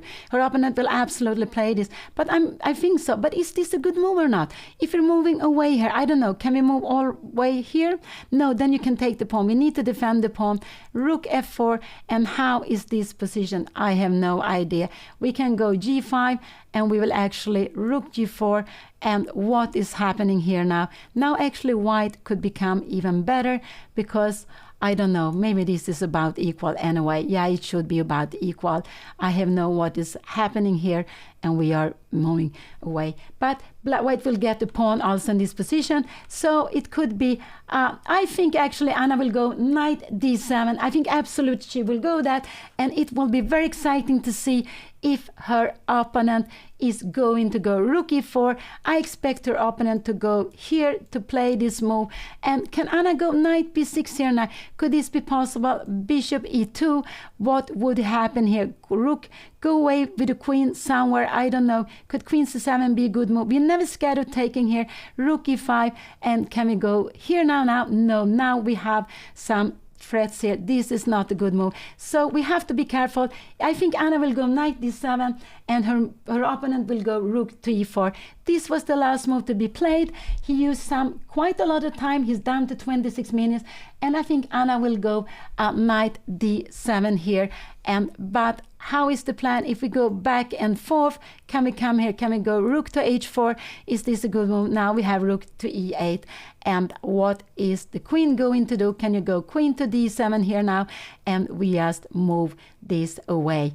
And we just play this position. I don't know if the queen should be here. Maybe the queen should be on a more active square like this. This is absolutely fine. So I expect Anna to go knight d7, just to ask her opponent, what are you going to do with this rook? And if she goes here, he could absolutely play this move. But after knight, can he go knight f6? Yeah, we have rook h4. But maybe now Anna can go knight b6. I'm just wondering, bishop e2. And how is this? This rook is a little bit on a rim. It could be that we could start some things here. here. I'm not sure. F5 looks a little bit crazy. No, I wouldn't dare to play this. But I expect her to go knight d7. What else could Anna do? Maybe even king f8, but this, no, this is very difficult move to play. What did Anna play? Did she go knight d7? What did she play? Has she played? No, she hasn't played. This is position. I thought she made a move. No, she is still thinking. She's absolutely still thinking. But queen e3 was a logical move if her opponent don't take on e5. And now, yes. So knight d7, rook h5 was played immediately. And will her Anna go knight to f6? Then we will have rook h5. Anna can go knight b6. Knight, we can actually have this coming here, and she can go rook e8. And now the queen will absolutely need to move somewhere. I guess maybe we'll have rook here. But what is the position like this? Will it be, how will this position be? We can go king f8 here now. And yeah, white is maybe tiny better, but absolutely possible to play. So rook h5 was played. It came immediately. It was absolutely played. After, if Anna go knight f6, her opponent will absolutely... Can Anna go knight b8? No. If she go knight b8, this pawn is hanging. So Anna needs to go knight. She could go rook e8 is absolutely also a possibility to play. But what is happening here? Can we go some rook d5? No, we don't want to do it. She needs to go back with her knight, either to f6 or b6. If she comes here, I'm sure her opponent will go rook h4 to keep the game going. I'm absolutely sure her opponent will go rook h4 just to keep the game going, and he wants to control this square. There's no way to win the rook because after g5 we have rook take h6. So I expect Anna to go. Anna went knight b6. I think she played knight b6. Did she play that? I think so. Let's see how is the position at the board. Is she put the knight here? She is planning the knight to c4. She is planning the knight to c4, and I'm just wondering, maybe knight f6 was better, but no, knight b6 is also... Now if it was Anna to move, she would play this move. Absolutely, she would play this move. So, sorry, we will look at it from black side. Knight b6 was played. She doesn't want to go back because she knows her opponent is going to put the rook on h4. So what could her opponent do? Could he go something like this? But I'm wondering, can we go rook c4? Could this be a possibility to play? Absolutely. And now try to maneuver away. I'm just wondering, how is the position like this? Knight c4, we have some threats, and we have knight e5. How is this position here? And we can see after position like this, let's go here. We have pawn on a3 hanging in the end. So this is not good. Anna goes for activity, knight c4. If she to move, she wants to go knight c4. She wants to start annoying her opponent's pieces, and she's actually a threat. I just want you to see this. This is maybe something else is also possible, but I'm wondering, can't we not play the move like this? No, we have knight d5. This is a threat, so it's not really a threat. But knight c4, bishop, queen c1. But knight b6 she played. She wants to have some activities. Maybe now she's defending on d5. After this move, rook c4 is actually a very beautiful move to play. If you go b3, the a3 pawn is hanging. I don't know. We can even play, and we can't take it, but we put the rook on c8. And we can see, we put the rook on c8. This is pressure against her, pressure against a3. Anna would have had a very nice position here. So let's go back. Knight b6, she needed to defend the pawn. Now, maybe knight c4 is coming, but I would say that rook c4 is coming in this position, that rook c4 is coming. And if her opponent play like this, knight to d5, can we play like this? No, we just go rook to c2, and now this is no danger any longer. It's not like before. So taking on d5 is nothing to be scared of. If her opponent play this, I would just say I like rook c4 just to change one rook, and this rook is very far away. Maybe her will go like this, but maybe we should just put this a little more active, and this maybe here, I wonder, rook here, maybe now you can take, but we can always take back like this. We are having lots of ideas. No, this is not good. So let's see.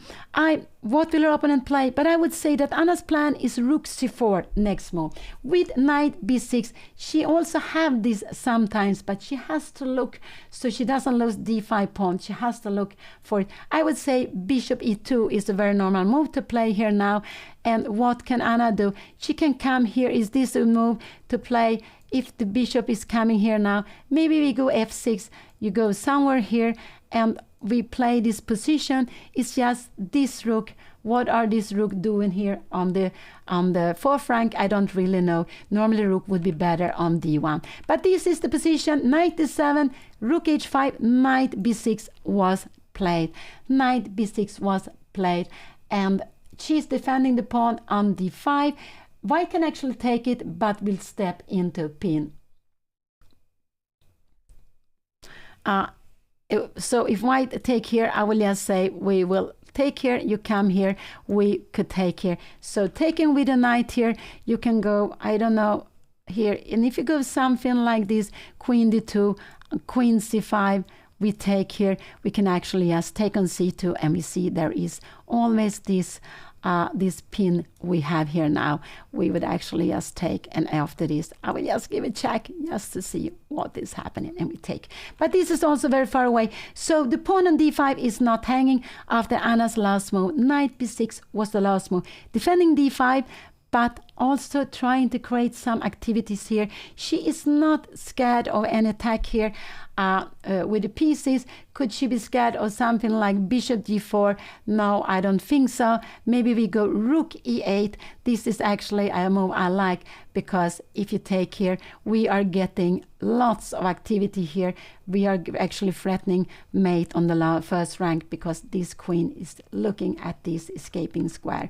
So here is the position. Knight b6. I expect her opponent to go bishop e2. I expect her opponent to go bishop e2. And after bishop e2, is knight c4 possible to play? He has played. What did he play? Did he go bishop e2? Because this is what I think he will play. And no, he played rook h4. He played rook h4. This was absolutely a shocking move for me. He played rook h4. He wants to sacrifice on h6. He wants to sacrifice. But what is this? I am now getting... I don't know what is happening here now.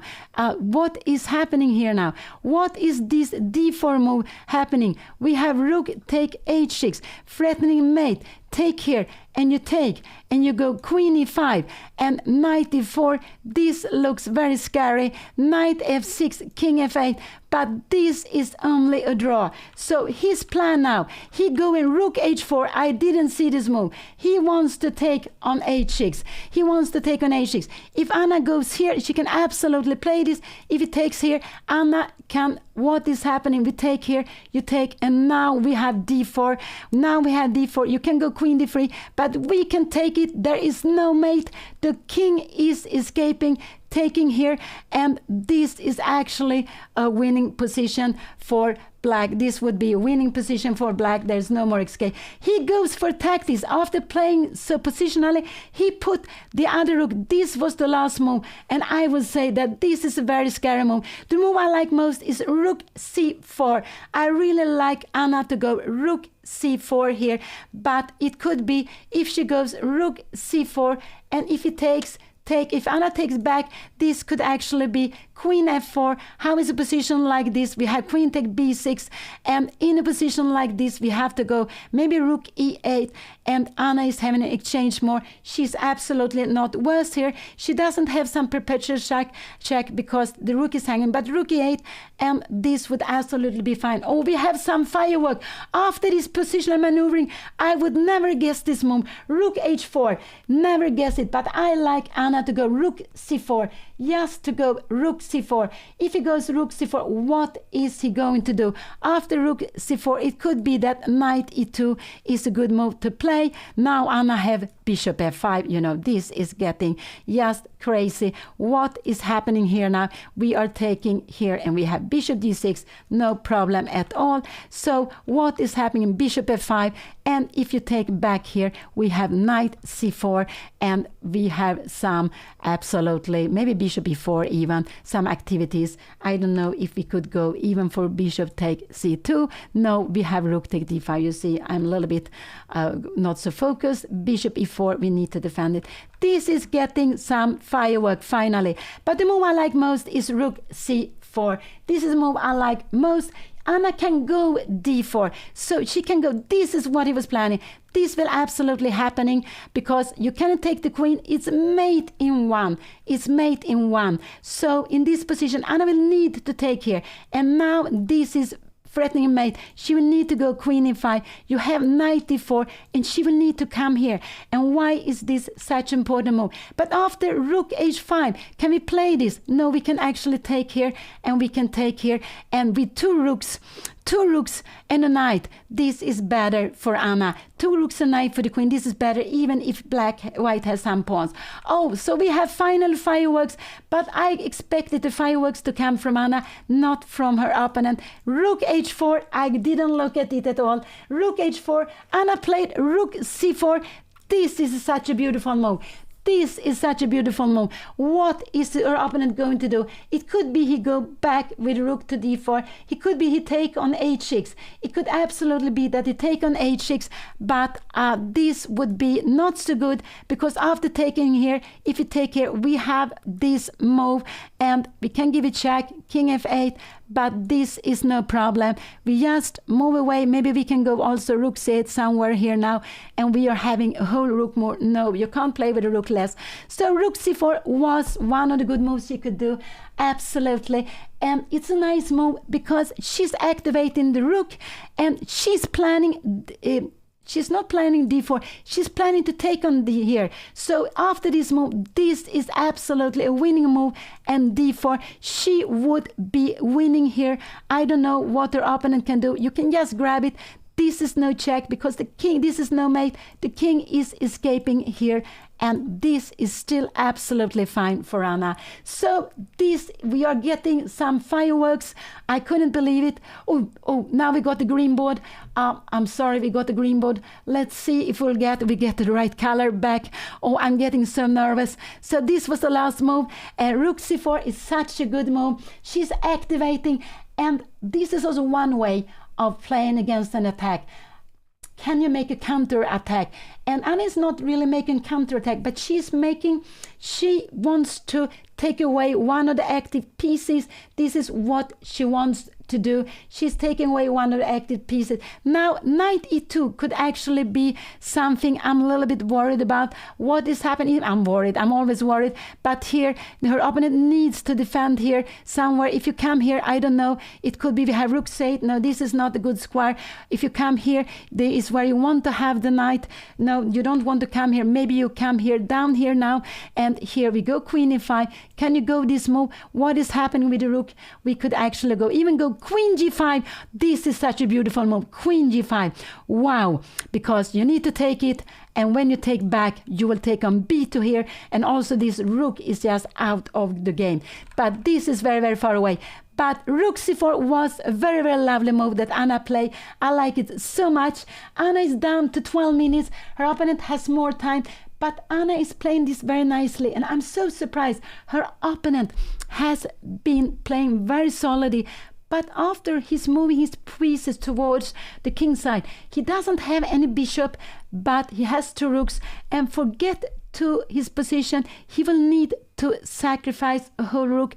And it will not be enough. If you take on h6, the best Anna can do is actually to take on h4, but she can also take back on h6. I don't think he will do that. I think he will do something else. This position is about equal, but white has to do something different here now. White absolutely has to do something here now.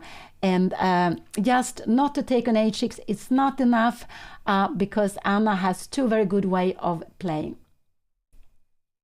And now knight e2 was played. I think it was knight e2, or was it bishop? I don't know which move was played. Was it bishop e2? No, it was the knight to e2. Yes, I think it was knight to e2. So was it the position here? Knight came to e2. This is very logical. But Anna can absolutely now just change on h4 and go knight c4. And she is getting some activity. There is not, so he played his knight e2. He's planning knight d4, so he will keep his rook. So Anna, I don't know, bishop f5. Anna took quickly on d4. This was taken back, and I think this was very good to play. I think now maybe bishop f5 is the best move, but this is just difficult to see. Bishop f5 is a good move, and the idea is to go knight d4. We can put the bishop on g6, and we have knight c4 coming, but I don't think Anna will go here. I think we will see knight c4. This is absolutely a fine move to play.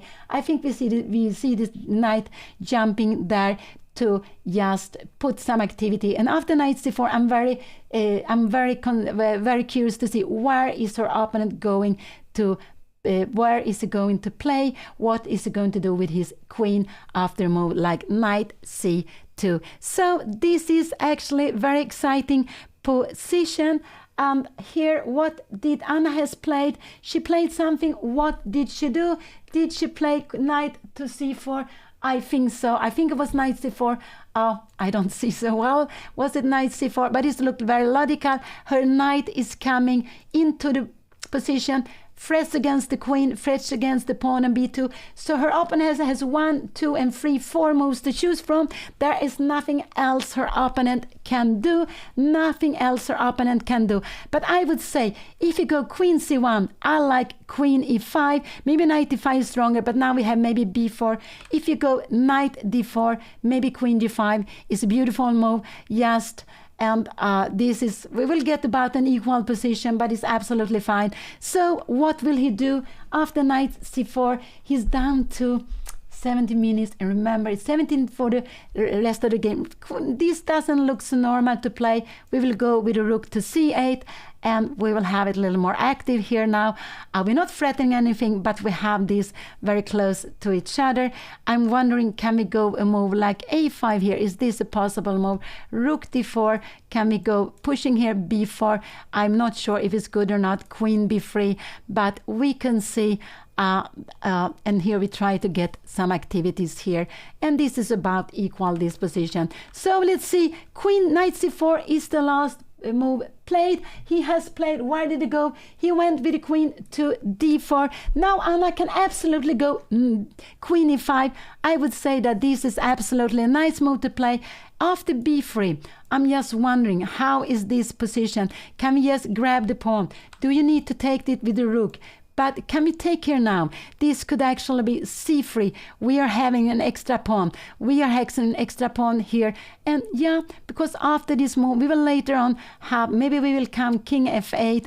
And if you come here, we will always be able to go b4. So what is happening? Queen e5 is the good move to play here. He played queen to d4. This was queen to d4, but unlike queen e5, we putting pressure here.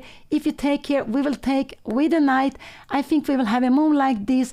And now, what is the problem here? Now Anna can actually go back with a knight to c4. You cannot defend both pawns. She can just go back, and this is absolutely fine for her to play. So queen e5 is a very good move to play. Queen e5, because after queen e5, take here and here, maybe her opponent has to go b3, but we don't want to. And also here, after this move, we can take here. If you take like this, we are getting g5. And can you see? We are actually, in the end, we are trapping the rook. Oh, this is so much exciting. But queen e5 is a very good move. Will Anna go for queen e5? It's just a fantastic good move to play here, because she's putting pressure. I do hope she will play queen e5, and I think she will do that. She did it. She played this beautiful queen e5, and it's so nice to see Anna playing so well. She found this and she played it quickly. This is a very good move, because, you know, this rook is not so well placed here. This pawn is weak, and it's weak because both of them are standing here. You can take here now, but what are you going to do with this bishop? Maybe you have to go knight d4, but we are coming back with this here. We are coming back with this here now, and you need to go something b4. Maybe we just take here now, and maybe you can play this. We have rook c8, and you're getting the bishop to d3. We are coming here, but we are having a pawn extra. We are absolutely having pawn extra, and this rook is not so well placed here. This is not so well placed here. So queen e5, this was a very good move. This was absolutely a very good move. Anna wants to play the she wants to play the endgame because this is weak, and we're wondering what is this rook doing in h4. This was not a good maneuver. This rook is better on the d file, is better on d1 than on h4. Now white can be punished because put the rook on h4, scaring of some mate attack, but giving away a rook was too much. It wasn't enough, and so it's just but Anna plays this so beautiful. Knight c4, queen e5. It's just so nicely. I really like to see it. Her opponent, and he has played, what did he do? He took there, and Anna will absolutely take back. She played it immediately. So we have this position. How is her opponent going to do here? I expect knight d4. I expect him to go knight d4. What else could he be doing here? He can go a4. He can play absolutely this. This is maybe this is the best move he can play in this position, to go a4. Will he go for a4? I would say that this is not an easy choice to make, to go for a4, but this is absolutely the best move he has in the position, because now this rook is just playing here. Maybe we can go rook b8, and if you take here, we will take back with the rook. We see an active rook, and b3 here now. We will get some, I don't know, maybe rook c5, knight d4, and we will have like this, and we can see this rook is not playing here at all. This rook is not playing here at all. Maybe we go bishop d7, maybe start having some threats of winning the rook. So this is very far away, but I would say this is a good move. His best move now is, what did he play? He played a4, and after a4 now, rook b8 is the best move. I would say that rook b8 is the best move, and I like this move to be played without taking. Rook b8 is the move I want Anna to play, because if you take, what are you going to do? You can go b3 here now, and we can play this endgame. Maybe we can even go king f8 here now if we want to, but maybe just damage this and to play this position, coming up with the king, and white will always be suffering with this. Maybe now you have rook b8, but are we scared about this pin? No, we're not so scared about the pin, because our king is just coming here forward. I have no idea what is happening here. This h3 pawn is hanging, but we can even go like this and king c5 here. No, now there are some tricks. Now there are some tricks. But let's see. He played the only move he could play. He played a4. This is the position. I like rook b8 here now. Could Anna do something else? Could Anna go rook c8? She has played, and she put the rook on c8. She put the rook on c8. Maybe this, I don't know if this is the best move to play. Rook to c8 now. What will happen? What happens if he takes here now? Can Anna take back on b5? I think this is what he will play. After this, then Anna has knight d3 here now. We have a rook to d4. She can take on b4.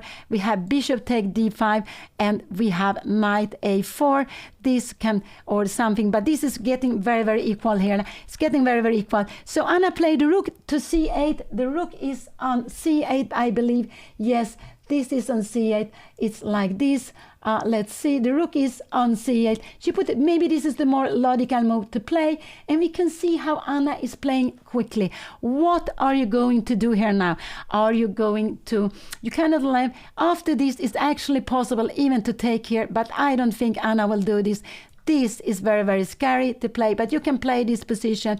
Rook take e4, you are coming here, and now we have bishop d7 here, and we have this position, and this would absolutely be a draw. this endgame. This is a draw. This is absolutely a draw, this endgame. So this could be absolutely one idea. So let's see. She played rook c8. What will her opponent play here? Is getting such an exciting position. But he find the best move. a4 was the only way, I would say. I forgot about it earlier on, for him to keep his pawns on the queen side, and like this his rook is here. So this rook is now, it's just here in the game. So Anna play now Anna played this rook to c8, and it's a logical move just to put it more on a more active square. I was wondering, can we go, this is not a good move, because we would have, I don't know, we could go, we actually have maybe some idea of this, and we will actually, in the end, this pawn will be falling. So no, this is not, actually we would like to say, this is what I want to say, we would also like to play bishop against knight, taking an f3. So what did her opponent play? What did he do? I think he took on b5, a took b5. Will Anna take on c2? Will she take on c2? She can absolutely do that, but it's a little bit scary to take on c2, but it's absolutely fine to take on c2, because she will be able to stop the pawn there. It will be, but she can play both. She can take on c2 because she will win a piece, and this a pawn she will have to, and she has played, I think she took, what did she do? She took back on b5. This was maybe the most solid move, but she could also play another way. Now we will probably see c3 here. Will her opponent go for c3 here now? And now Anna could play, actually, could she go rook c4 here now? And I'm just wondering, how is this? We go here now. This is about equal, but you have some squares, but we have these weaknesses, and this is important, you have these weaknesses. So I don't know.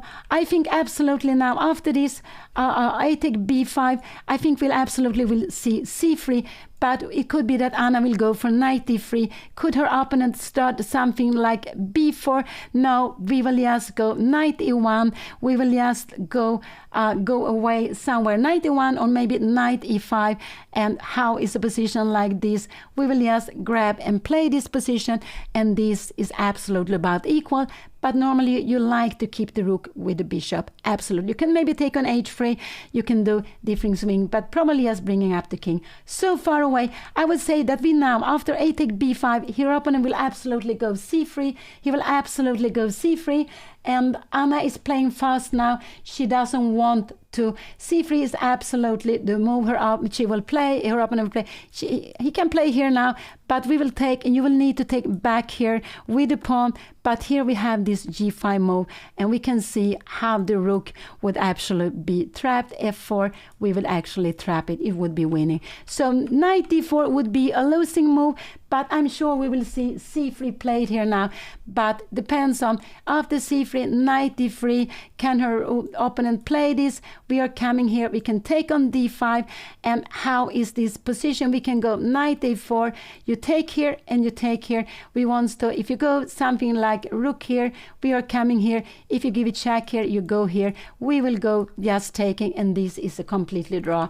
So there are lots of things that can happen, but I expect that if you go c3, knight d3 will come. So knight d4 would be a big mistake for her opponent to play, because after knight d4, taking here and g5, you have to play this, and here you will have to take here in some way. Maybe this is the best way of playing, coming back. But here Anna would be having a winning position, because the rook is so much stronger than the knight, and the knight will not remain here for so much longer. Rook c4 will come, and Anna will pick up the pawn on c2. Maybe she can go put the knight on e3, but this is just winning. So let's see, what will he play? But he will not make this mistake. I am sure he will not make this mistake. What else can he do? c3 is actually the only, I would say, good move for white to play. It's also the most logical move, but he is thinking. He's down to 12 minutes. Anna has played quickly, and this is nice. She just want to make simple chess, not simple chess, to make to play good moves. Maybe it's not the absolute best move, but it's good moves, and a took b5 was one of the good moves. She could have gone for some tactics, but the position is about equal. But here white needs to defend this pawn. this is the big threat coming in.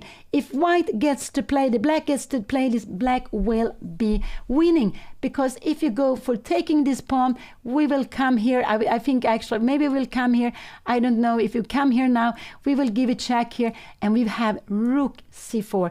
You have no time, and when you take here, we will just, maybe we will even take back. We will just play this position with a pawn up. So there are so many good things, but there is only one move her opponent can play. He's down to 12 minutes. He has only c3. And Anna has done very well. I like this. She has kept this tension. She has kept this knight. And here we saw c3 came. This was absolutely the only move he could play. c3 came. It was, I think this was, did he play c3? It must have been c3. The knight, the pieces are down there. I cannot see he go for something else. He played c3, and that was the only move he could play to be in the board. I think Anna will go for knight d3 now. I think she absolutely will go for this. Maybe her opponent will go b3 here now. We will come back here. Will we see something like this? But this, we have bishop f5, and how is a position like this? You cannot play this. We have bishop d3. We have maybe knight on d4, but we can just now take on h3, and the c3 pawn will be gone. And remember that the bishop will be better in a position like this with pawns more on two flanks. So let's see. I expect Anna to go knight d3 to put threats on the pawn. And what will her opponent do there? I think her opponent will maybe go b3, and then I just like Anna to come back to play this move. This is what I would like her to play. So let's see if Anna goes knight d3. She can absolutely, maybe this is not the strongest move, she can absolutely also take on f3. And what can she do else? Take on f3 and go for some because h3 pawn is hanging. She is down to 7 minutes. She's down to 7 minutes. It could be a draw, but there's still, possibility to go wrong for both player. There's still possibility to go wrong. It could be knight c4 is also a way of planning. After b3 we have knight d2, so knight c4, and if you go b4 here now, we are again coming back. So maybe knight c4 is more logical move to play than knight d3. I expect her to play this to attack the b2 pawn, but you have different ways of playing this. Absolutely, you have absolutely different ways of playing this. So yeah, and we have an endgame, but they are down to 7 minutes. They are down to 7 minutes. I think we will see knight c4 is the move. I expected Anna to play knight c4. I am expected Anna to play in this endgame, and it's about equal. Absolutely, it's about equal. But only thing is, these pawns are good. I just would like to go after the pawn, and I like knight c4 because you cannot defend this pawn. Only way you can do, you can get rook to d4 if you want to, absolutely, and then you just grab the pawn. So I would like her to go knight c4, and I think after knight c4, her opponent, this is not what you want to do. We have this move, rook b4. Are you really wanting to play this? Maybe now we can take, or maybe we can come here also, or we can even take on f3. And I'm just wondering, can we take this pawn? What is this? This is about equal disposition.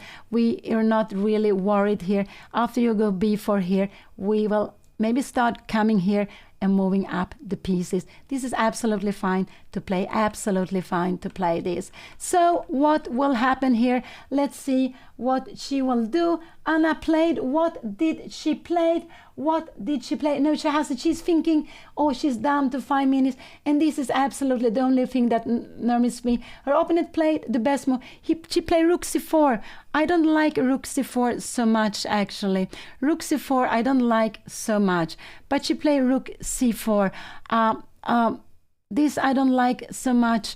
I'm just wondering, after this take here, knight take f3 is actually the best way of playing. This is absolutely, you can play this also. So rook c4, her opponent, after rook c4, her opponent can go rook d4 to play this position. But yeah, I say I didn't like it so much. It's absolutely fine to play this. So she went rook c4, and now again, this would be a mistake. I don't know. Do we have this g5 move here now? Rook take h6. We are taking here now, and we have this position, which again would be better for Anna. Absolutely, it would be better for her. So let's see. Rook c4, knight d4 is absolutely not possible to play. It could be that rook d4. It's a good move to play here now.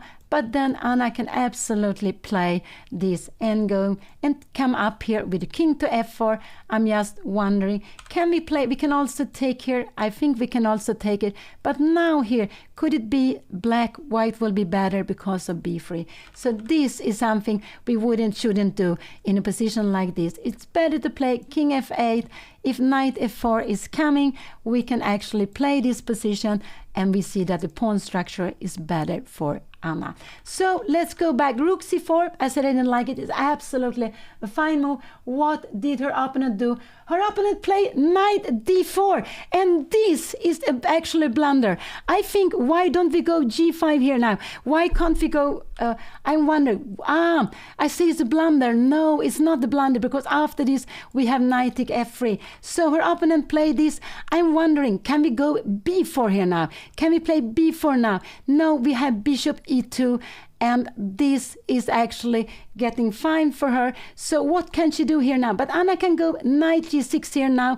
Rook h5. Can she go knight f4 here now? Now the rook is coming back. So this is not such a good move to play here now. But she can play this, and now if she wants to. But she can also go rook a4. I would say this is a move I would absolutely love to play in this position. Rook a4, and I'm going after the pawn here. I'm absolutely going after the pawn here. So let's see, he played knight d4. I thought it was a mistake, but it's not, because if Anna takes on f3, if she takes on f3, he can take back with the knight. He can take back with the knight, and g5 is not possible, because after this coming here, rook here now, we have rook h5, and after taking after, if you go here, we have this check, king f6, and you take here now. Well, I don't understand why we have rook take e5 and we don't have rook d1. This would be winning. So g5 would be a mistake. I do hope Anna will not play g5. Knight d4 was a quite logical move. I like knight b rook a4. This is what I like. If this move is coming, I like to go maybe a check here now, king h2, and I like to play maybe knight g6 here, and to go push the pawn forward. This is how I want to play. I want knight g6 to be played in some moment, and this is actually maybe rook a4 first, maybe knight g6 could also be played. But I want this rook to be, I would actually like to go here, because we have a pin, we are activating the rook. You cannot move this, we would actually just grab here now. So I like the rook to a4. This is the move I would like to play. We are getting some activities. Anna is down to 3 minutes. See, she's down to 3 minutes. Her opponent played this knight d4. And if Anna takes here, her opponent will absolutely take here. And a position like this, if Anna plays it, this I don't want her to play. Now her opponent will be better. Her opponent will absolutely be better here. This will absolutely be wrong to play when it's not damaged the pawn structure. So I said it, knight d4, but I like the activity, and so I would like to go rook h4, just to go for some activity. g5, I hope she doesn't go for g5, because then I don't know, after g5, can we go here? We take knight take f3 here, knight takes f3. Can we go king g7 here, rook h5, and now we need to go f6. This we absolutely can play, and we are coming here. We are having, can we play bishop f7? No. Now we have some tactics. I have no idea what is happening. We have g4. So in a position like this, we can just go this here, and we can go bishop f7, and this is a draw pawn endgame. Oh, but this is too tactical. So g5 is possible to play. It could be that Anna is thinking of g5, but it is very, very scary to go. I would go rook a4. I would go rook a4. There is no, oh, she took an f3. No, I don't like this. She took an f3. I don't like this. Now she can go. Rook e4 is absolutely the best move. I don't like to take an f3. If she wants to do it, she should have played it earlier, but not in this moment. She is changing too many pieces. If she take an h4, she gets in some problem. She needs to go rook e4 here now, or maybe to go g5. G5 is absolutely possible to play. G5 is absolutely possible to play, but I don't know. Yes, she can go g5 if she wants to, but I don't think she will do that. But g5 is actually possible to play, but I would have preferred her to go g5 directly. Absolutely. No, I'm not disappointed, but if you take on f3, I would have liked to do it, but it's a little bit that she wants to change pieces, and here she can get what I told you long before. If she plays this against this, I think she will not save the game. But she took an h4, and now Anna is clearly worse. She is clearly worse in this position. Will she be able to make a draw here? I'm not sure, but she's clearly worse because these pawns are on white squares. This is actually an endgame which is clearly worse for her. So I'm a little bit sorry that Anna went for this. She wanted to play for a draw, but sometimes playing for a draw, you are absolutely, you make it worse here. So she played this, and what has she played here now? She played, what did she play? Maybe she went, I played, oh, this is the position. What is this? No, what is this? This is the position. No, it's not like this. What has happened here? What has happened? I have no idea. What is this? This is the position, and Anna took, what has been happening here now? There's something wrong. Anna took an h4, and she played king f8. Now this is the position at the board. This is here, and king f8 is played. But this is absolutely a big advantage for white. Only white can win this. And this pawn should be on black square. This pawn should be together. So this was the thing Anna should avoid to get into. But you are learning by playing the endgames. She will be suffering here now. I don't know if Anna will save this, but she's absolutely worse in this position. But she will have to train endgame. I think f4 will be coming. We will move up to king to e7. King f4 will coming. We will move up to king. King e3 will be coming. And Anna will go king c5. And is her opponent on his way? Can we go here? We have b4. This is an equal position. If f5, can you go here? Bishop d4, g4. Do we get in b4? This, no, this is actually not good because we have like this. And we can see here, this is getting so scary. f6. Here, knight f5. Will Anna be able to save a position like this? No, you have h4. And this would absolutely be very bad. So this is a very difficult position. What did he play? Anna, he played... What did he play? He played king f1. Anna played king e7. He played king e2. Anna played king d6. He will play king d3 now. And Anna will absolutely now Anna should go g5. Is a very good move. I would say she should go g5. Because after knight f3, she will go king... she will go check here. And after this, she can go bishop e4. But you see, the knight can always play like this. Maybe she will get in the pawn. I don't know. Here, you will try to get the pawn to a white square. Maybe this is possible to say, but I'm scared about this position. But here we have king e2, king d6, king d2, d6. And what did her opponent play? Her opponent played king d3. Anna is thinking, but g5 is a very good move. She needs her pawns on black squares. He needs her pawns on black square. I should refresh. Absolutely sorry. I thought this was the position.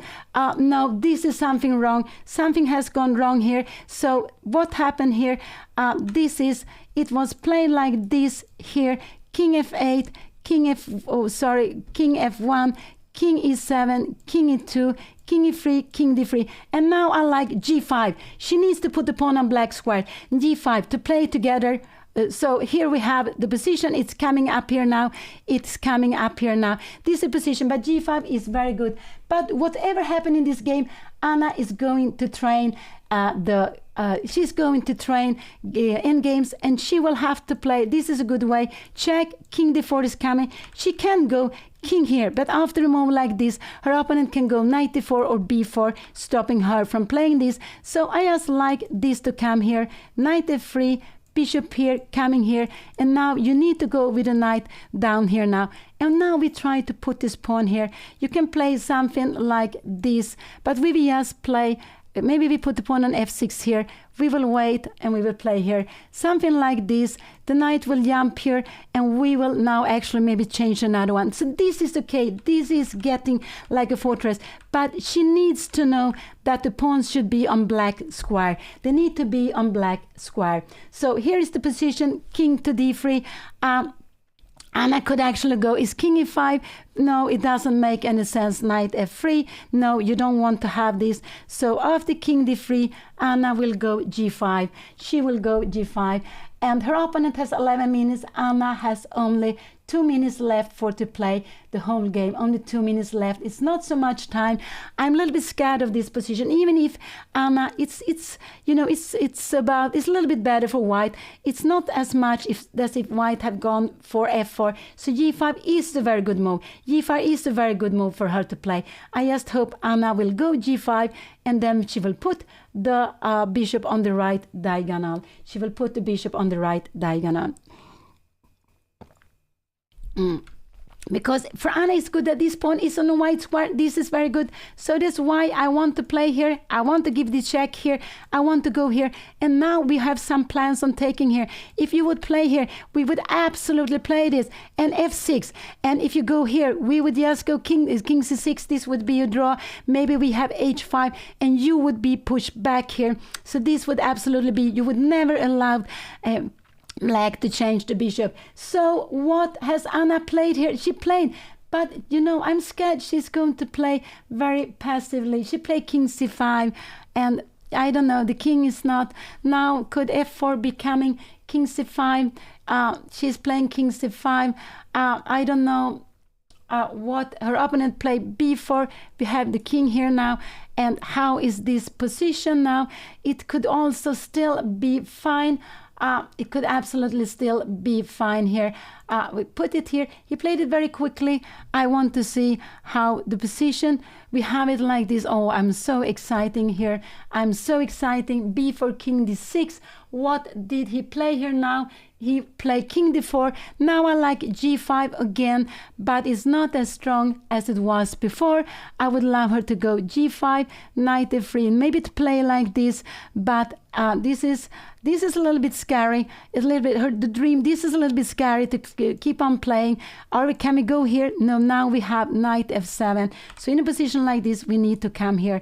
So king c5, I didn't like. I wanted her to get some activities. So he played here, king here, and king d4. Now she will always have to avoid that the king is entering here. And so now Anna played g5. We will see knight to f3, but it would have been stronger to play this before. It's still fine, but it would have been stronger before when she could give it check. She can absolutely go here, but then the knight will have time to move around. This is why it was better to play it earlier. Now we go f6. Her opponent will just try to move around. Will he be managing? Actually, his plan is to bring the knight to d4. Anna will be maybe waiting here, but his plan, then we go this way, and now we have bishop e4, and this is absolutely fine. After a move like knight e5, we are getting some activities. So this is absolutely, lots of things can happen. She played g5, knight f3, and now she's down to some seconds. I will refresh. Sorry, we will get the board here. Here we have it. This is the position. This is the position. And she played f6. This is absolutely fine to play f6. This is absolutely fine to play. She played f6 here. And there is no extra time in this position, so her opponent will probably play something like this. After here, knight d4, bishop d7, and now try to go f4. And here Anna is actually, this is a little bit scary here. This is actually a little bit scary because her opponent can keep on playing forever in this position. So I'm not happy that she went into this. I'm not so happy because this is a position we can see for long time now here. So king on d4, we will refresh again to get the position. Anna played f6, but this will be absolutely and Anna, her opponent, is having 10 minutes. I think, yes, he's lucky to get this position. But it's because Anna wanted to play for a draw, but you should play with activity. She started to change the wrong pieces. If she had taken f3, she could play this endgame, taking f3 first, but not this way. This way was absolutely not the best way of playing this. She actually helped her opponent. But it's like that. You are learning. She's going to play a tough endgame. If Anna hosts this, it will be fantastic. Otherwise, it will be an enormous experience to play this endgame. Absolutely. Her opponent is thinking, I guess his opponent is going to move around the knight. Also, it could be king e3 could absolutely be coming here now. Bishop d7 and knight d4, and now we can bring in here. And after a move like g3, I'm just wondering, maybe we can absolutely play this coming back here, because knight d4, the bishop will actually be quite fine to play in a position like this. I think it will actually be fine to have. You can see how these pawns are collaborate, and if the knight is moving around, we will get closer to this pawn. So giving b5 pawn for h3 pawn is absolutely no problem. What is happening here now? What is happening? Oh, we are refreshing. What is happening? Oh, Anna went h4 here now. Did she go h4? Oh no, she went h5. No, she went a5. Knight d4, h5. Yeah, maybe this is possible. But her opponent, yeah, this is absolutely possible to play. She wants to put the pawn on h4. This is absolutely possible. She needs to have the pawn on h4. I think this is absolutely okay to play. She wants to have it on h4, and because if you go h4, we will just grab it, and if you try to take it, we have h3, and we are keeping this extra pawn. It's about equal, but we are having an extra pawn. So her opponent will not go any move here. What will her opponent do? I have no idea. Maybe he wants to move around like this, but then Anna will go h4, and he can go f4 actually. He can go f4, but then we have this g4, and we are changing moves. So this is not a good idea. But you can go knight e3 here now. And in a position like this, now we have f5 and f4. We have f5 and f4. This is possible to play. But this is so. But Anna is moving the pawn where he go knight b3. So we refresh. The pawn is on h5. Here we have it, knight d3. I like Anna to put the pawn on h5. This is a big mistake. The pawn has to be in black square. If Anna go g4, she would be losing. The pawn has to be on h4. It's also very good that these pawns are on white. h4 is a very good move to play, because after h4, if your opponent goes somewhere here, we will just get this closer. We will come here, and this is absolutely fine to play. So h4 is a very good move to play. Let's see if Anna plays this. This is absolutely a very good move to play. She played bishop to d7. I don't understand really why she go bishop to d7, but it's absolutely fine to play. It's absolutely fine to play. But I'm a little bit but I just want her to put absolutely to put the pawn on h4. This is what I want her to do. Put the pawn on h4, to put it on a black square. So this one is here on white squares. Let's see if Anna will do it, but her opponent will absolutely keep on going forever in this position. He went now knight d2. He went back to d2. Now I want her pawn to be on h4. I don't know what. He's just moving around. I think Anna will go bishop e6, and they had the same position twice.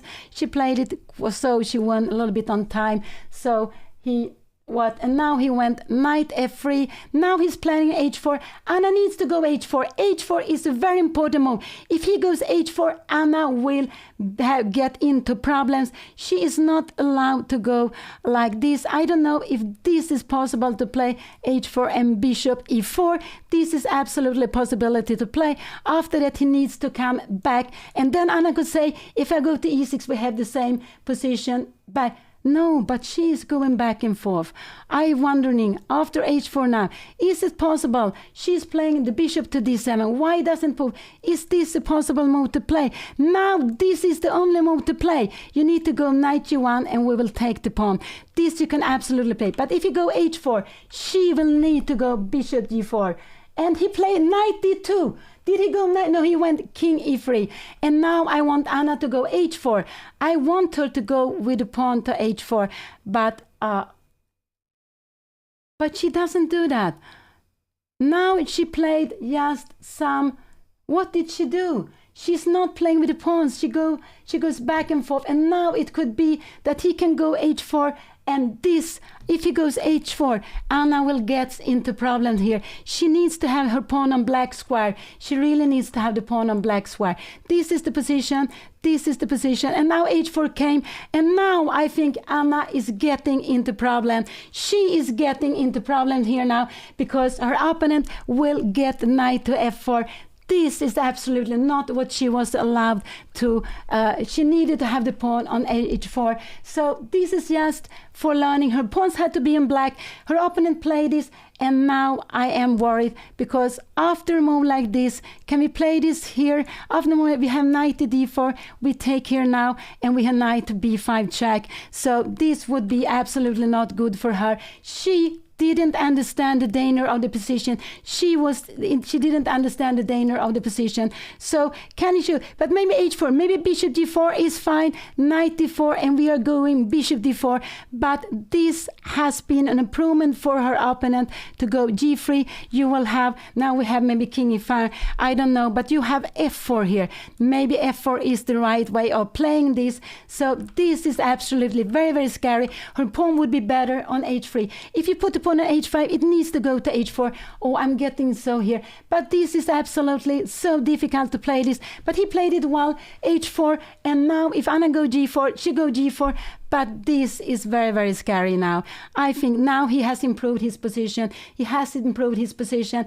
And I think Anna will not manage to save this position. I don't think so, because he has this plan of putting the king here and going knight f5. This is actually now winning for him. This is actually a winning position for her opponent. King f4, and now he is winning here. She will not be able to save this because she put the pawn on g4. Now she will not be able to save this. And so this is actually because she had little time. She didn't really understand. She started to play passive. And I would say that she started to play passive when she started to change the pieces. But this is absolutely very, very difficult for her to play. There will be coming a check here now. She has to come down here. And now the knight will come. I don't know. If you come here, we will just defend... I don't know, bishop e6, we're coming back here. But this is just lost this position. And it's been lost because she didn't put the pawn on h4. But so she come here. And I think Anna, now this is the position we will refresh. This is the position we will refresh. But she has been playing so well. And the endgames are very difficult. But this is very important. Remember, you're playing with a white square bishop. You need your pawn on black squares. You really need your pawn on black squares. Only if you play with different color bishop, then you can have the pawn on white square to defend them. Because different color bishop, otherwise your opponent might take all your pawns. But you need your pawn on black squares. And here, now, her opponent has got this f4 square. This is not possible to save the game any longer. It's not possible to save the game any longer. He's going this here now. And his plan is actually what I would do. I would go king e6 here now. And after, I have no idea, king e7 we have here. And you can go knight f4 here. And you go king d2. And this would be sux1. This would be maybe sux1. No, it's not sux1 because, sorry, we have king c6 here. This is maybe okay. So there is still some hope if it goes well, but this is absolutely a very good position for white. White has been improving, and he could see Anna went h5, but she didn't though. Now it's her move. What was the 92 was the last move played.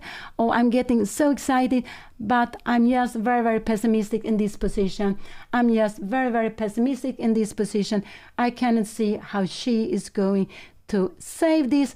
How is she going to save this? I would go maybe king e6 is what I would do in this position. King f7, no, this is not possible. King e3, now she will lose the game. Knight f4 is coming, and there's no way to save these 2 pawns.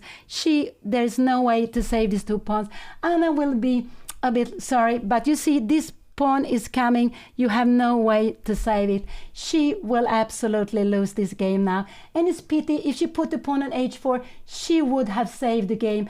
But this is the way, this is the hard way of learning the endgames. You have to play them, and this is what they say. You have to play them out. She will know for next time how to play this, but she started to play for a draw, and now bishop c6, but you will go knight f4, you will take h5, and then you will go king d4. There is absolutely no way of saving this. I think he will actually go king d4 first, and I don't know what he played. He played knight f4.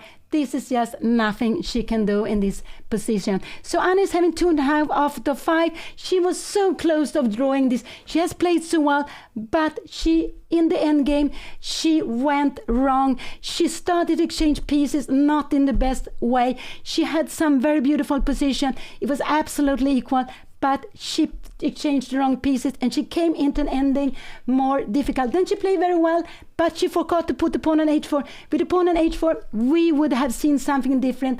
Now this is just hopeless. This pawn will fall, h5 pawn will fall. I will refresh. This is the position. I think knight f4 was played. There is absolutely nothing Anna can do. There's nothing Anna can do. This position is just I don't know, king e6, but there is just completely hopeless. This one will be taken, and then king to d4, and the h pawn will march down. It's absolutely no hope in this position to keep this, because also when but okay, Anna will keep on fighting for some moves, and it's just such a pity that Anna, with the pawn on h4, she had such a good chances. She needed to keep her opponent's pawn on white square and her own pawn on black square. And this, it's not easy to know that. It's possible you think that I have a white square bishop, my pawns are better on white square, but no, it makes that they're blocking your bishop, and you give in lots of other squares because the bishop needs to be on white square. But it's how it is. She's playing against a good player. She has been playing very well. Anna will keep on fighting, but I cannot see any way of saving this game at all. Now she will need to come back. She can go f5, but there will be knight f4, and the pawn will just start marching. And when it starts marching, her opponent will also take on d5. And there will be one pawn on h5. There will also be an extra pawn on the queen side. There is absolutely nothing she can do here. But she wants to keep on fighting. But there's absolutely nothing she can do in this position here. So this is coming. What is she going to do? This pawn is marching down, and it's just marching down. She can go with her bishop, but the pawn h5 will just march down. She will need to stop it with her bishop, and then he will take on d5. So Anna, it's about time. I would say it's also about not having the experience in endgames like you get when you have been playing for lots of years. So you are learning, and you always have to learn the hard way. I have so many endgames. I have lots of endgames that I shouldn't have lost, but you're learning them this hard way. So she go bishop e8, but just take the next pawn. There is just, this knight can just jump around, and Anna wants to keep on going, but there is just, we have this, and she will come bishop e8. There is absolutely nothing she can do here in this position. Now she's 2 pawns down. She is 2 pawns down, and maybe Yeah, maybe yes. And now she resigned. And she will absolutely be sad because she played so well. I think she played the middle game nicer than her opponent. And she said rook a4. She speaks about rook a4. Of course she should play that. But the problem is she wanted to make a draw. But you don't make draw when you exchange pieces. You need activity. But Anna has played very beautiful. She saw there was, she lost this game because she wanted to play for a draw, but she had played so nicely. Yes, should stay actively. And now she lost this game, but she was very close to make a draw. She's having 2.5 out of 6. She played against the opponent 200 points above her, and she played so well. But in the end game, she went wrong. She was also playing with a very little time, and we know playing with a little time, it's so difficult. But he played very well. You know, with the end game, he saw that his idea was to go h4. Anna needed to stop it, and he was very happy to get into this end game. But there will be new games tomorrow. Anna will be with you at any moment, and just cheer her up. She will be sad, but chess is like that. There are some very beautiful moments. Sometimes there are tough moments. Yes, you need to have strike back. There are 2 more games tomorrow. Anna will play with white tomorrow. It might be against a lower rated player. I don't know. But just wait a little bit. You can see how the players are speaking about the game, how they are absolutely speaking about the game. And I just like very much how Anna played this middle game. She played very, very beautiful in the middle game. She was having a more difficult position after the opening because of the isolated pawn. But then in the middle game, she played so nicely, and she had it was equal. Her opponent found the only move a4, and then she started to play, changing the pieces in the wrong way, and she got into this end game. And there was still very good chances for a draw, but she went wrong. Tomorrow is a new game. There are 2 more games. Anna is having 2.5 out of 6. There are 3 more games to go. 2 games tomorrow. There will be a game also on Sunday. So in this weekend, this beautiful chess festival will be finished. So just stay a little bit. What I mean with beautiful, I just think it's very charming with open tournaments where you have lots of players. You have all different kinds of players, different levels. So maybe it's a word I like to choose. I think also beautiful in chess could be done when you sacrifice, or when you're playing a very nice game, you're playing lots of good moves. It could be a beautiful game. So Anna, now we see the white king is on e4, black is on d5.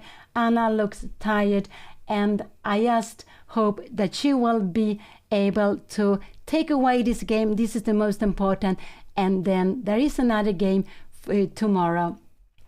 And Anna, they have been playing for almost 4 hours. They have been playing for such a long time, 4 hours. So you see, chess is very, very exhausting.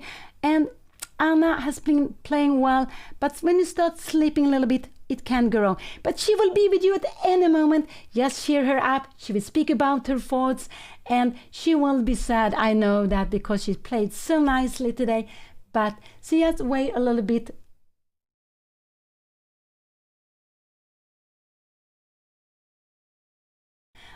Sorry. But Anna will be with you at any moment. She will speak about the thoughts, and she will be here at any moment. So I will just wait a little bit longer, and then Anna will come back, and she will tell you about the game. And yeah, there are 3 more games to go, and Anna will probably play 2 whites and 1 black. Probably she will be white tomorrow, then she will be black, and then she will be white. So 3 more games to go, and the most important for Anna is just to readjust, just to take this game away. You can learn from it, but not think so much about it now. There is a new game tomorrow. There is new happiness for chess tomorrow. So, and this is it's MENORCA Open with almost 400 players. There are about 360 players. Anna is rated 191. She played against a player with 200 points more today, and she was so close to draw this game. And yeah, in the end, she lost. But you see, this is the way. Someone asked about how to train the end games. Play them out. You will learn from them. Sometimes it will be very tough losing the end games, but just try to learn from them. And here we could learn that with the bishop, we like to have pawns on both sides, but we also like the pawns to be together. We like it, but with a white square bishop to have them on black squares. So play out the end games. We will learn a lot from them. Absolutely.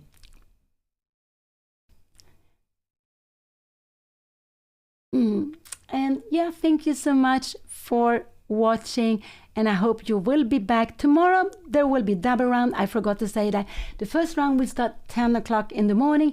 The round number 7, round number 8 will be at 5 o'clock in the afternoon. So they are playing 2 games tomorrow.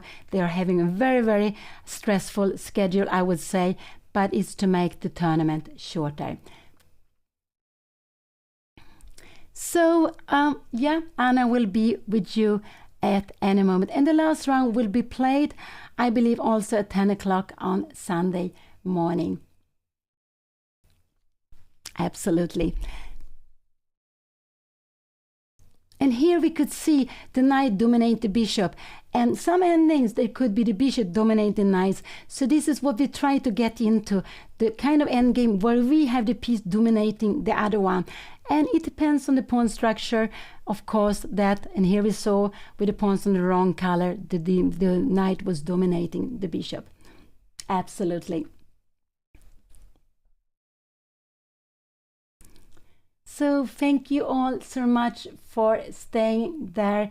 I guess Anna will come at any moment. Absolutely.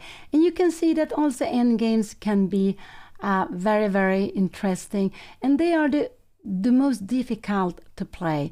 The endgames are the most difficult to play, and it's a little bit curious because in the endgame you have less pieces, but they are the most difficult, and it's also because we play them less, because we start with opening middle games and we don't always get to the end games. And this is why I, who have been playing a long time, I have at least played a lots of end games. I have hopefully learned from some of them, and so with playing a lot of time, lots of games, you are learning the end games, and this is maybe what could favor an older player. You are playing more end games, you have more experience with them, but just keep on playing them. There are lots of way of training them, and there are also some end games you need to know. There are some end games you have to know. When you see the position, you need to know this is a draw or this is a win. There are some rook end games. There are some end games with queen against only a pawn. There are lots of end games which you need to know if they're draw or win. And yeah, so it's just keep on playing the end game. Absolutely. And I do say that I love end games when I am better. When I am worse, it could be tough to play, but then just try to save them. And when you save them, it's like winning a game. So I believe Anna will be here at any moment. I guess she will come at any moment. We see the kings on white square telling the board white one. We see the score sheets. They have to write the score sheets in when you play classical game. You're writing down the moves, the name of your opponent. You're leaving it to the organizer, but you get a copy to take it with you, and so you can have it. And yes, you can keep it if you want to. Now we can have all the games in the computer. But it's actually nice if you play a tournament where you don't get the games in the computer, because here only some of the games are live. Take it home, put it on the computer, save it, because it's just very nice to have your games. And this is what my brother, I have a brother who's playing chess. We have a chess family, and he kept all his games from the youth when he was playing and when there was no computer at all. So you can get the games from those which are live. There, I think it's about 25 games live. Those you can get. They will be out online. You can go to the homepage. I think you also can see them there. I guess so. But only the 25 games. The other games, I don't know if you can get. Now Anna will come with you, so I will say goodbye. Stay a little longer and Anna will be with you. And thanks you so much for watching. So bye bye. Bye, bye.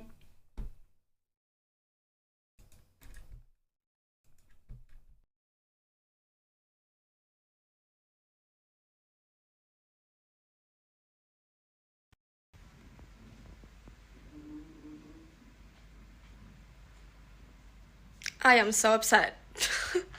This was the easiest draw of my life, chat. This was actually insane. But it is what it is. It is what it is. Knight takes f3 is just immediately a draw. But oh well. But it was a good game, I think. I'm actually really happy with the game. But knight takes f3 and then rook c4.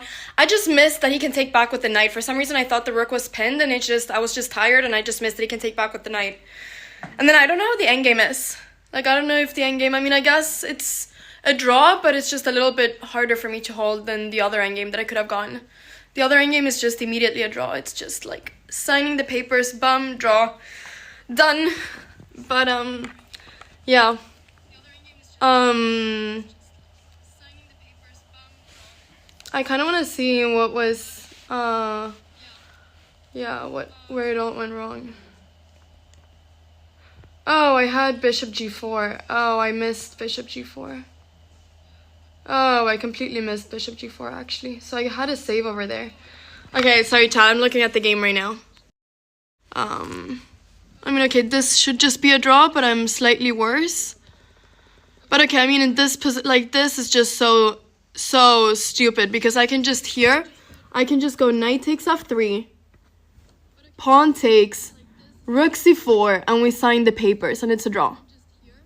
Like this is just, we sign the papers. There's literally nothing that you can do, because after this and b takes c4, the king is always stuck here defending this pawn, and I don't know what you do. I don't know if you can try rook d4 here maybe instead to threaten this, but then I just go king f8, and once again we can just sign the papers at any point. Because I have b4, like, I'm even better here. So no, I was so upset the rest of the game because I realized I just had to go knight takes f3. Even here I can go knight takes f3 and it's just a draw. At any point here, if I just go knight takes f3, it's just a draw. Yeah, like I can never lose it practically even. This, but now it becomes, yeah. Oh, I have to go rook. Yeah, I saw rook e4. No, I wasn't really thinking rook e4. I was thinking g5. Was I thinking g5? No, I don't know if I was thinking g5. This. And yeah, now it's just slightly uncomfortable for me. g5, this was fine. f6, h5. Yeah, and I have to go h4. That's the move that also just makes it an instant draw. h4. Yeah, and now now I've messed it up, and now, yeah, I completely missed bishop g4.